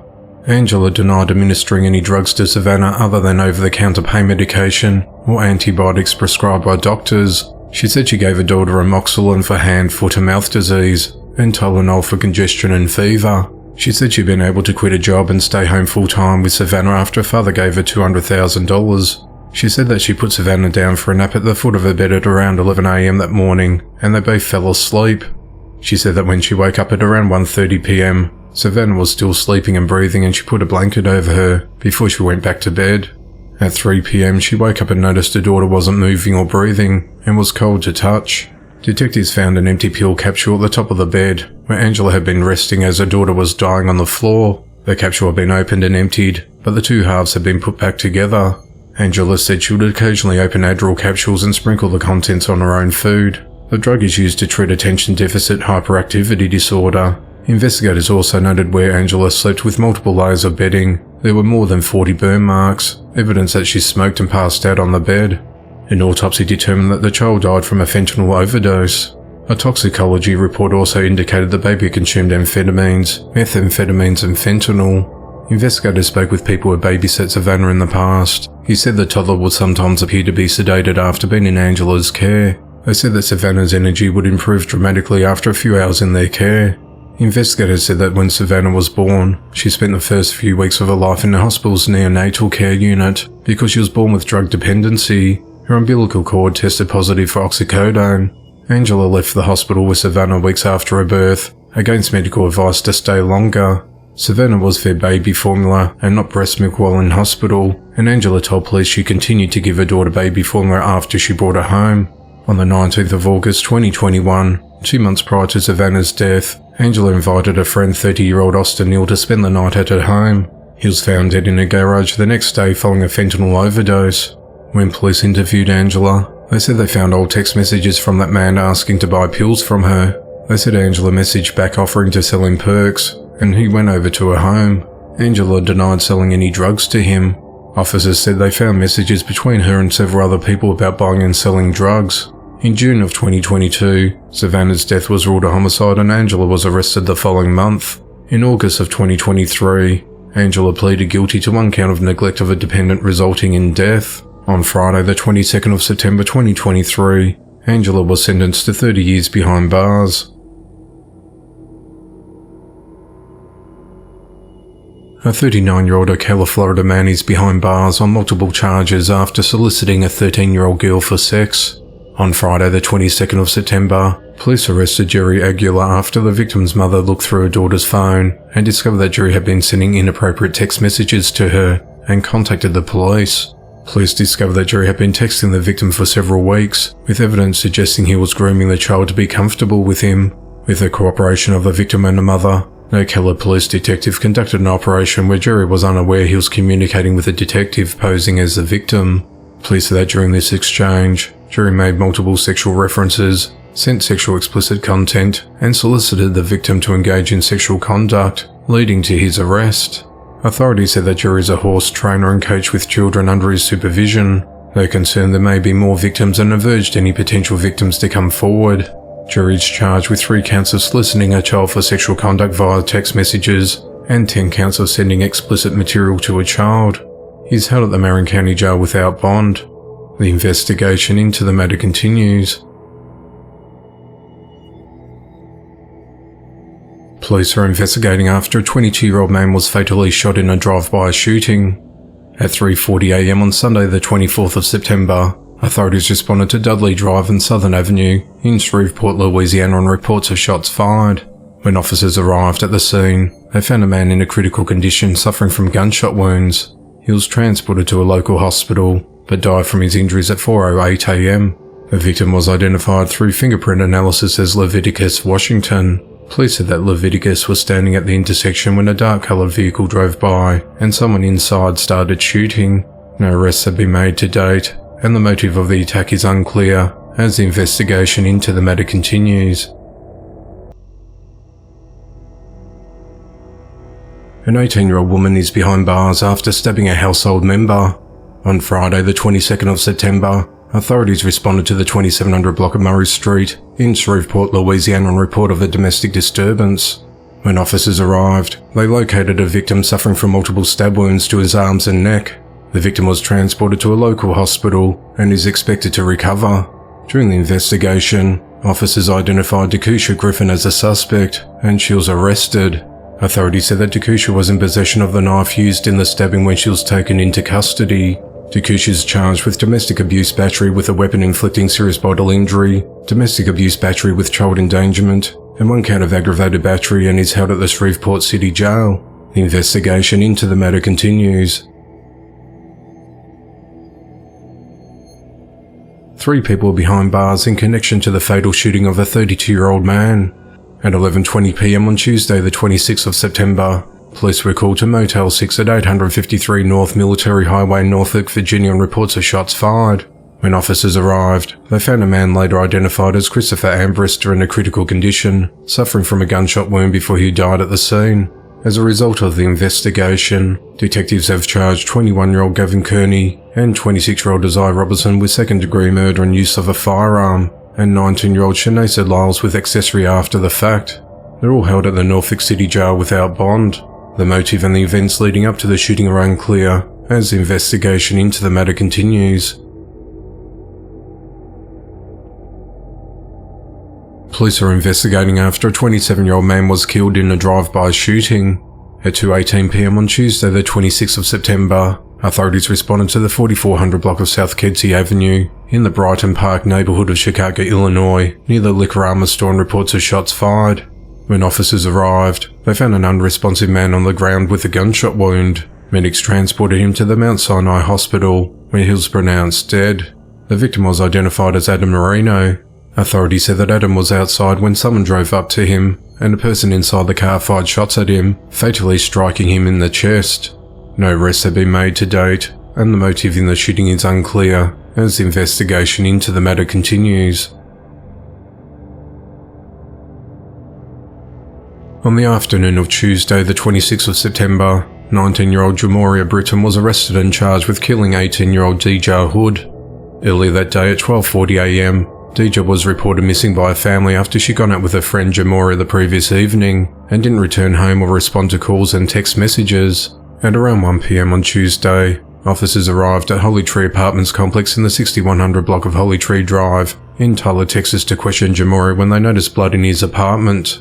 They later found footprints leading to Deja's body in a creek bed wrapped in trash bags, tape and a bedsheet behind his residence. While questioned by detectives, Jamoria eventually confessed to killing Deja and disposing of her body. He said he picked up Deja and a 1-year-old baby she was babysitting from her apartment Monday night so she could help him pack for a move. Once back at his place, Jamoria said he was alone in the kitchen and began thinking about his recent breakup with his now ex-girlfriend and grew angrier and angrier.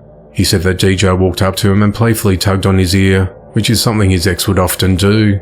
He said that this sent him into a fit of rage, so grabbed a glass wine bottle and whacked Deja on the back of the head with it, sending her falling backwards to the floor. He then punched and strangled her before using a hammer to hit her over the head over and over until the wooden handle snapped off. Jamoria said he then attempted to kill himself with a knife but failed, and then held a gun to his head when a neighbor knocked on the door. Jamoria covered Deja's body and answered the door. The person heard a commotion and was checking to see if he was alright. After assuring the person he was okay, he remembered the 1-year-old baby watching a movie on his bed and decided to take the child to Deja's mother's house. When he returned home, he found Deja calling out his name. After realizing Deja was still alive, he grabbed a knife and stabbed her multiple times until she was dead. Jamoria then wrapped and taped her body and carried it out of his apartment at around 3 a.m. on Tuesday when he saw a neighbor, which spooked him, so he threw her remains over a fence out of sight. He said he later returned at around 7 a.m. to cover the body with leaves. Jamoria was taken into custody and charged with murder and terroristic threats, and is held at the Smith County Jail on a $1,050,000 bond. The investigation into the matter continues.